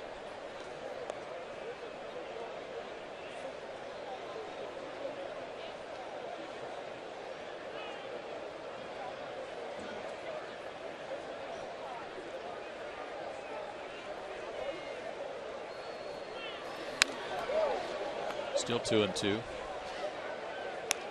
Gomes, Espinosa, and Marrero due up here in the 7th.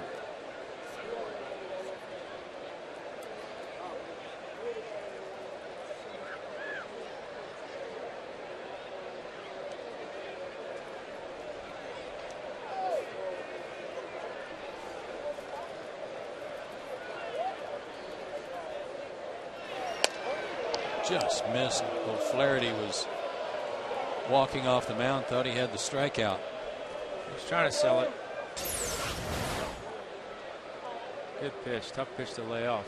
I'm not sure if he laid off because he thought it was a ball or he just couldn't pull the trigger on it. And it looked a little wide, like it tailed away a little bit.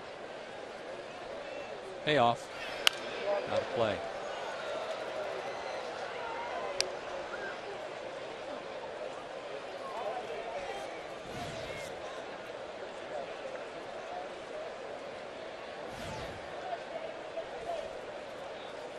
That's Espinosa, who was 0 for 2 against Derek Lowe.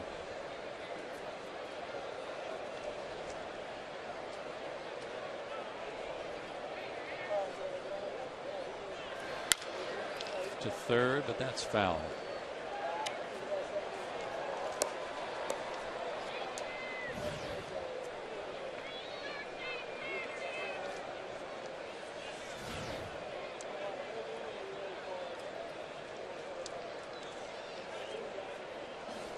Gomes 6'1", a very solid 225 out of Petaluma, California.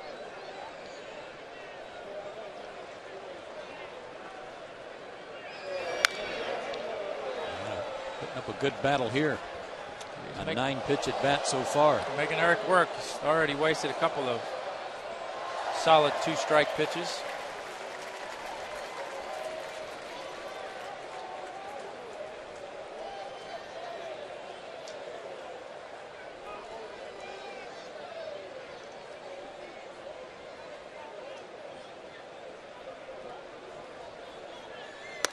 Got him with the 10th pitch. Got him to chase what looked like ball 4. Well, we were talking about Derek Lowe's strides and figuring some things out. He had the slider working tonight, the sweeper, the front door, fastball. And oh, by the way, this is what he'll be talking about. So, Derek, how'd you feel about your pitching? It was pretty good, but you see that home run I hit? Had him set up all the way. Looking for his 9th win. Espinosa switches around to bat right-handed. Broken bat. Right to Alex Gonzalez. Took 10 pitches to get 1 out. Takes 1 to get the 2nd out.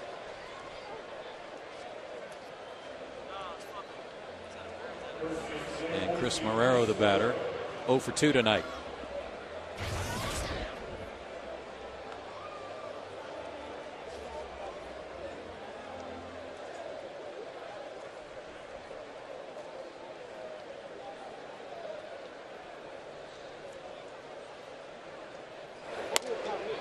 And Eric gets ahead of him with a quick fastball.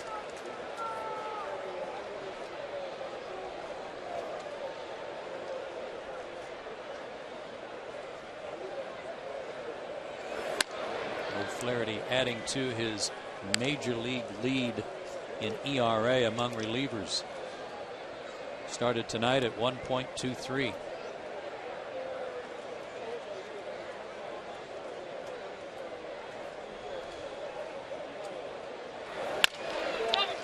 Off the end of the bat. Ugla handles that one. And the leadoff homer by Michael Morse. All the Nationals can muster here in the 7th. We go to the stretch. Atlanta on top by 2.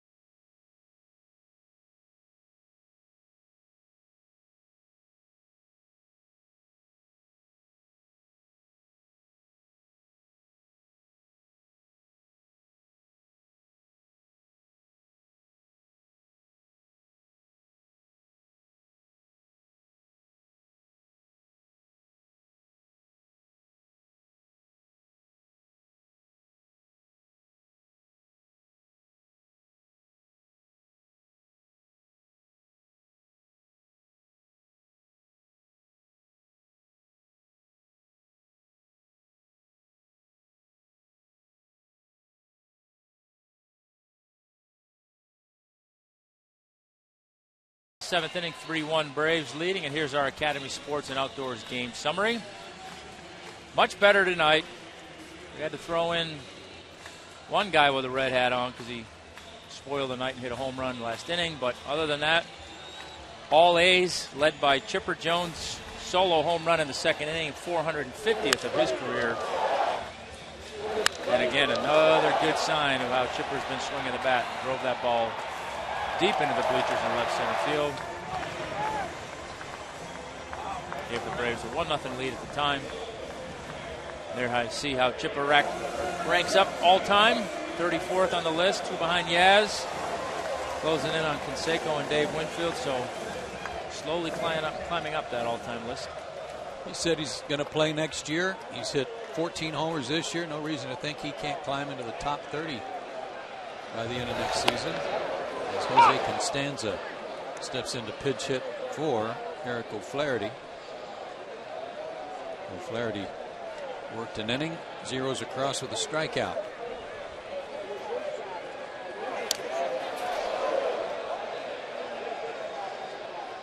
Constanza able to get out of the way of that one. Johnny Gomes, after striking out as a pinch hitter, stays in the game to play right field. Constanza hitting .341. He's only had one other pinch hit appearance, and he had a base hit. Grounds that one sharply on the right side, but a nice play by Espinosa to throw him out. And Michael Bourne, the batter, he's 0 for 3 with a couple of punch outs. And 1 for 7 in the series.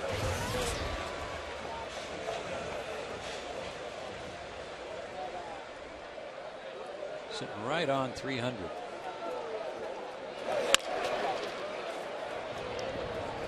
Quickly 2 out. Time for the answer to our AT&T Uverse TV trivia question. Talked about Lannon having 5 wins against the Atlanta Braves, 8 and 4 lifetime. That's 4th most among active pitchers. Who's first? I'm staying with Cole Hamels. All right, I'll go with Beckett. Okay. Way to go, buddy. Sorry about that. 11 of them. Well, we didn't get shut out the last 2 days. Right. 1 for 2. Martin looks at a changeup for a strike. Martin's 0 for 2, but has a run scored.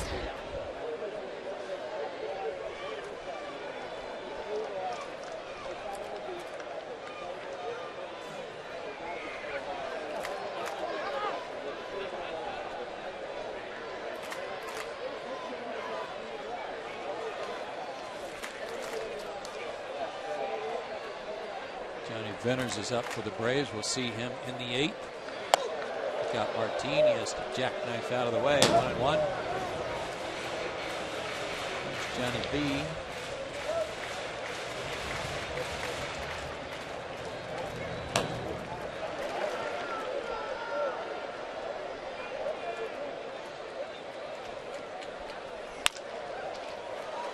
Desmond near the bag.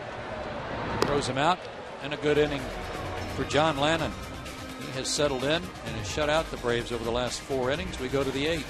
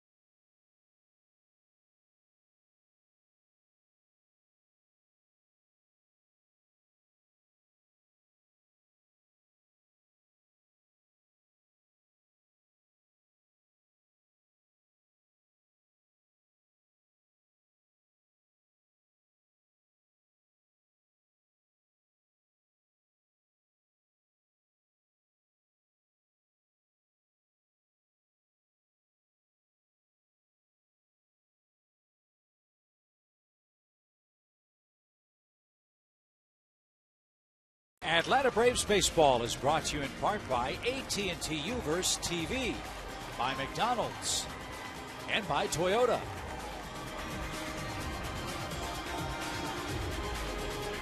Braves up 3-1 as we go to the 8th.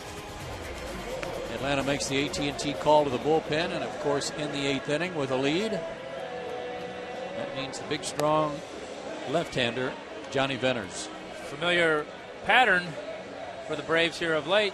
Johnny Venners in the 8th inning. He's on for the 72nd time, 6-1, 1.33 ERA.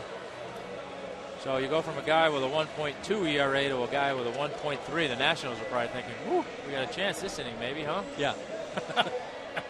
That hasn't been the case for most teams around baseball, though. As I've talked about before, when these 3 guys get in the game since June the 1st, the Braves are 18-1 when O'Flaherty, Venters, and Kimbrel come in to pitch. So you like that. Gotta like that.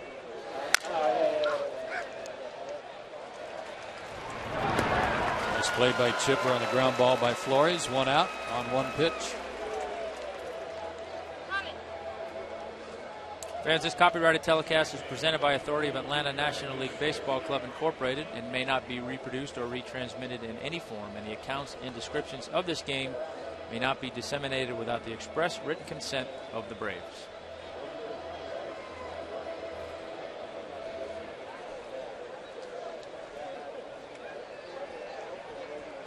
Brian Bixler is pinch hitting here.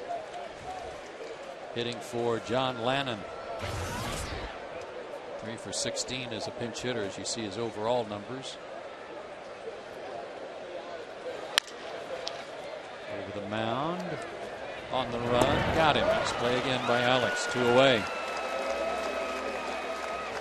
Venters had his long shutout streak snapped in New York last Friday, which was a real shame because it was a game you wouldn't typically see him in.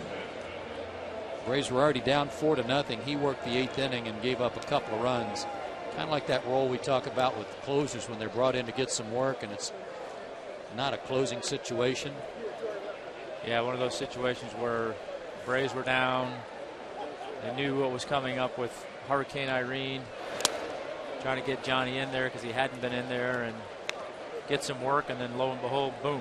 Yeah. You have one of those games. But well, it turns out, I mean, even though he gave up the runs, he had been 4 days without working into that outing. So it would have been 9 days until tonight. Well, looking at his past appearances here, those 2 runs that he gave up against the Mets broke a long string of zeros for any runs being scored against them. So I guess if there's a silver lining, it was in a situation where it didn't cost the Braves the game. So I'm sure he was okay with that.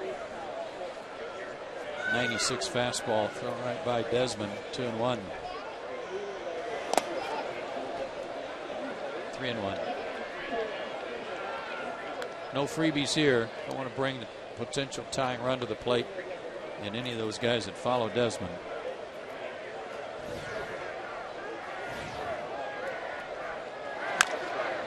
Full count.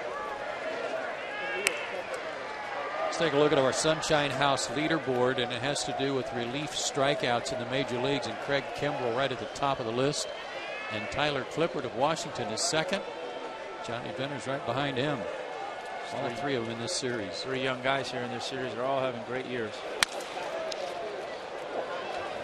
Worm burner there by Desmond, and a quick 1-2-3 inning for Johnny Venters. 3 ground ball outs. Bottom of the 8th, McCann, Ugla, and Chipper due up for Atlanta. They lead by 2.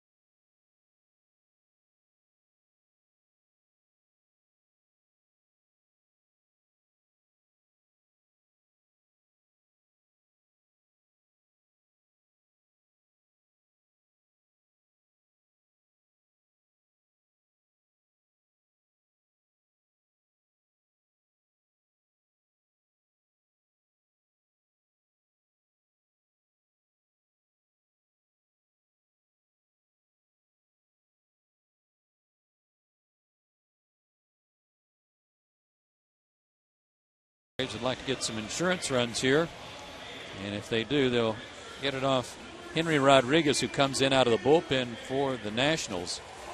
He is a hard throwing right-hander. You see, averaging over a strikeout per inning.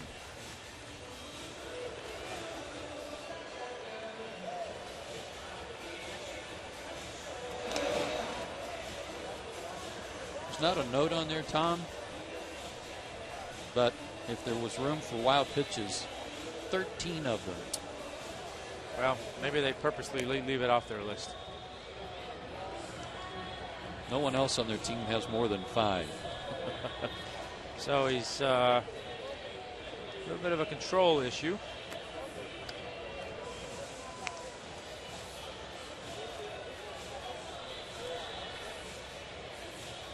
See this, he's sure taking his time about getting ready to start this inning.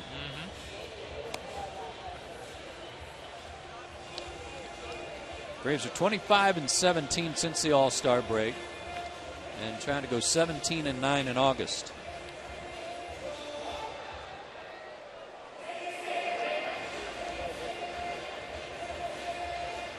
And Brian McCann will lead off the 8th inning. 0 for 3 tonight, 0 for 7 in the series.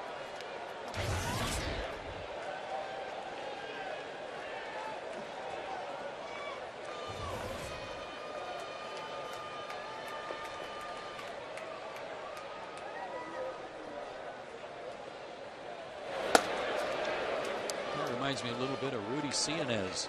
Yeah, he does a little bit. I'll tell you what, it's pretty simple and easy going delivery, but he gets the ball up there in a hurry. 99 on that one.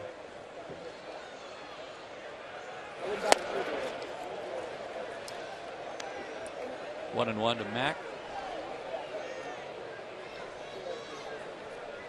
7 innings, 7 hits, 3 runs for Lennon. 1 walk, 6 strikeouts. Gave up 2 homers. Ryan lifts that one down the line. Foul, but Zimmerman is there.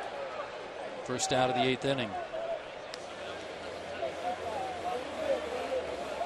And Dan Uggla, the batter, 1 for 3 with an infield hit and an RBI. But the Cardinals now right behind the Braves in the wild card hunt. Take a look at their score tonight. They're leading Milwaukee again, 6-2. Early in that ball game at Milwaukee. Top of the 4th inning.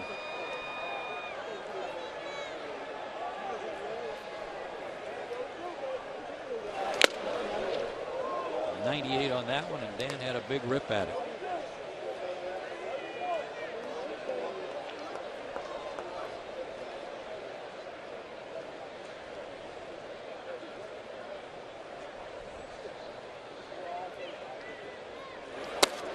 Just checking to see if anybody's hit a home run off this guy. On top of the fact that he's got 55 strikeouts in 53 innings. He's walked 41, but he's only given up 1 homer. Giving up a lot of hits. I was surprised the amount of hits he's given up. Desmond will have to hurry. Got him by a half step. Yeah, 46 hits in 52 innings. 231 average against him. It's almost a hit and a walk per inning, so 2 base runners per inning, but he's striking at least 1 guy an inning out. So, I mean, clearly he's got good stuff, but harnessing the strike zone, or at least quality pitches within the strike zone, has been a problem.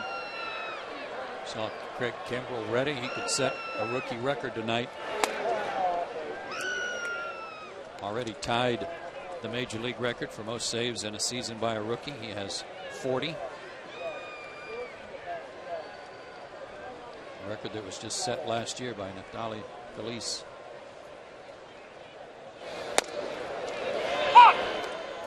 One and one to Chipper. 421-foot homer for his 450th homer in his career. As Baker looked it up, it's John Buck of the Marlins who hit the only home run off Rodriguez. And we saw him turn around some fastballs.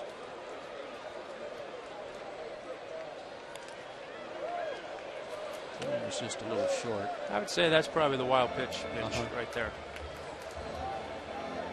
That didn't even sound like it hit glove or chest protector. It sounded like bare hand.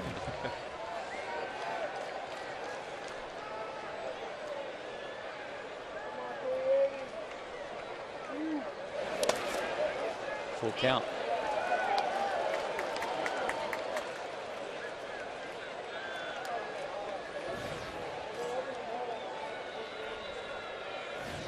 Jason Hayward, who came in to pinch run for Diaz in the 6th, would be next.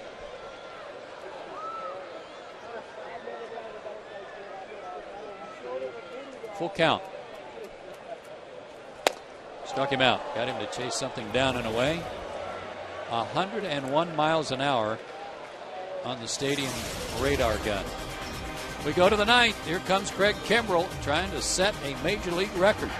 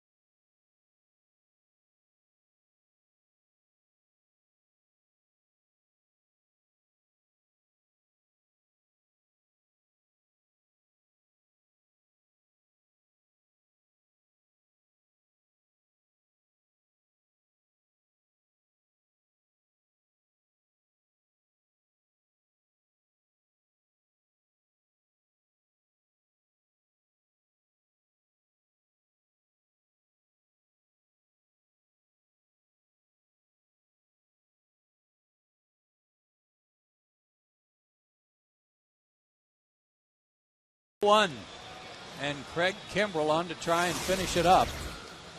40 saves. If he gets a save tonight, he'll have the rookie record all to himself. He leads all relievers in strikeouts, 32 2/3 consecutive scoreless innings pitched. So who else would you make the AT&T call to the bullpen for here in the 9th inning? Well, Freddie Gonzalez made it for anybody else.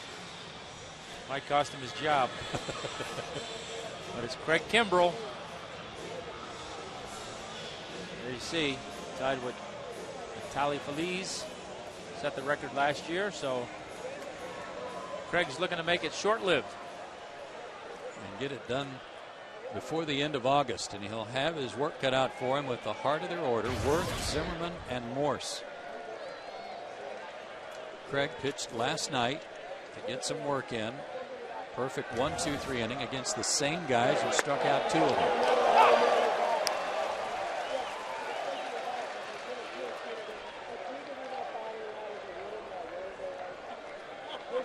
Worth tonight, 0 for 2, 2 strikeouts and a walk.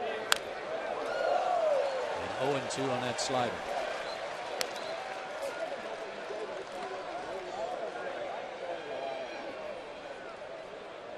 His last 7 outings, Craig Kimbrel, an inning in each of those 7 outings. He struck out at least 2 batters in all 7 of those outings.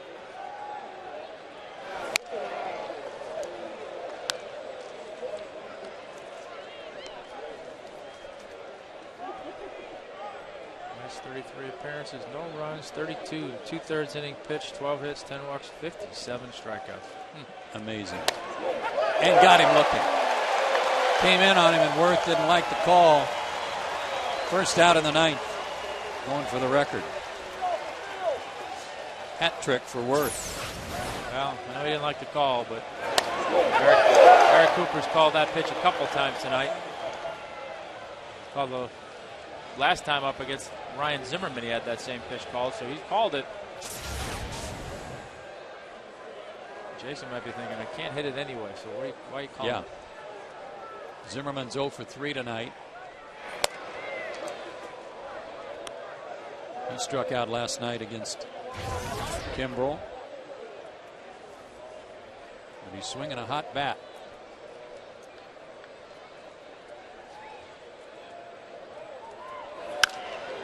Out of play. The fact that he struck out Zimmerman last night when Ryan was squaring up everything might have been the most impressive thing about the Braves pitchers last night. Yeah, the way he was swinging the bat going into that last inning, that was kind of the only drama that was left, so to speak, in the game, really, was to see how that matchup would go, and Craig certainly had the better of it. In the air, playable for Hayward. 2 out. 1 more to get for the record.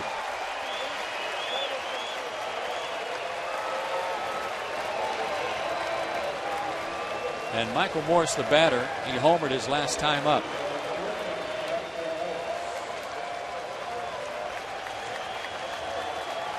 A crowd of over 20,000 here tonight, and they're on their feet.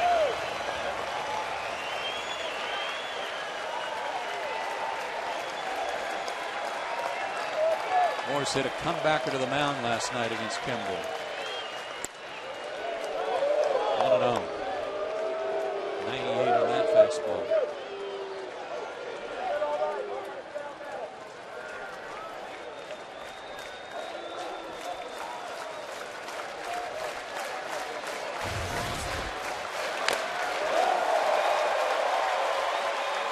Gavin took a bite out of Brian McCann. 1-1.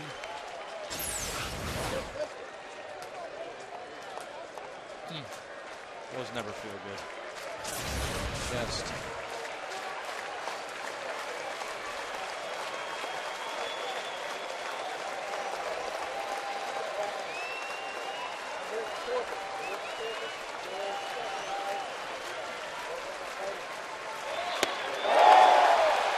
One and two.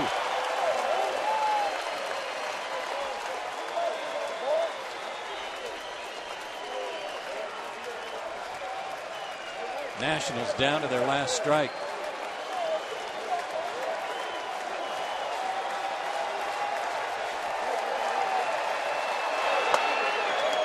Laid off, 2-2. Tough one to lay off right there, but he was able to do it. Live for another strike.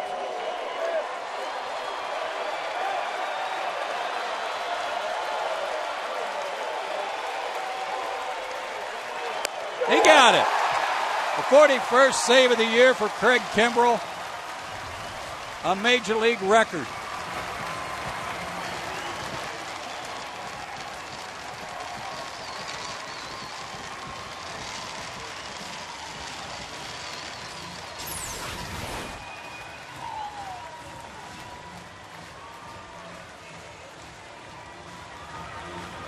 And he did it before the 1st of September. Amazing.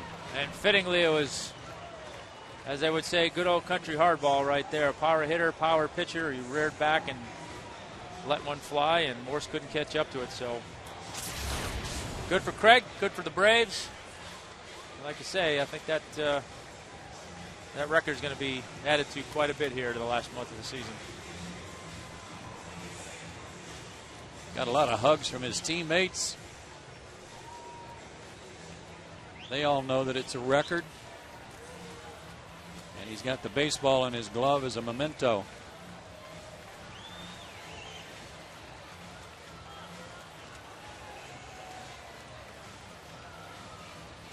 Braves win it 3-1.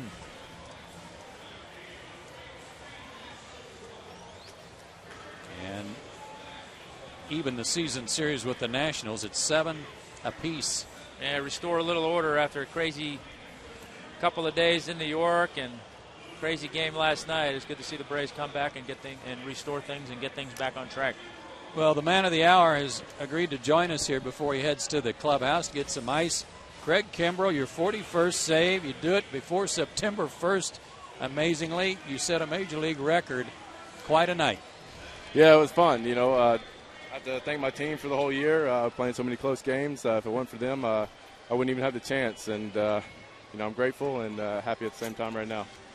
Hey, Craig, congratulations. I know there's going to be a whole bunch more of these before the year's over. And I know your buddy Billy Wagner is looking in somewhere at home and is proud of all the work you've been able to do. But I'm sure it's somewhere in there, You're probably glad this is over and you can kind of move on from here and just kind of focus on the rest of the season, I'm sure. Yeah, I am. Everybody's been kind of letting me know for the last week or so, but it is nice to put that behind me, and we have a lot more baseball to play, and hopefully I can get a lot more for the rest of the season. Craig, you were certainly in a non-safe situation last night, but the fact that you guys had that extra rest because of the hurricane, Freddie didn't want you sitting too long. Did that help you a little bit tonight? No, it definitely did. You never want to go too many days without throwing, and you never know if that one time after a bunch of days off if you're going to be rusty or not. But, he got me in there last night, and I felt good, and got the chance tonight, and everything worked out. Well, I know you've given a lot of credit not only to your teammates, but how about those two guys in front of you in the bullpen? They've done a tremendous job. We talked about it again tonight when the three of you guys get into a game now since June. You guys are 19-1.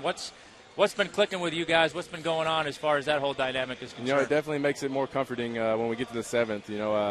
Pretty sure the chance is going to be there, and they're knockdown guys, and they get the job done, and they definitely make the job easier for me.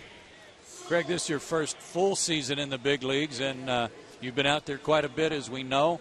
But how are you feeling physically? You just got some days off, but are you ready for this last month? No, I feel great. I'm excited for this last month. I want to be in every game. It's just how I am, and hopefully, we roll off a lot of wins and we do good. Well, Craig, congratulations. You're the Major League record holder for most saves by a rookie with a whole month to go. Keep it up. All right, thanks a lot, guys. Nice going. That's Craig Kimbrel, who tonight picked up his 41st save and ended it in fine fashion with the strikeout of Michael Morse. As important, if not more important, the Braves win at 3-1. Tom and I'll be back to wrap things up right after this.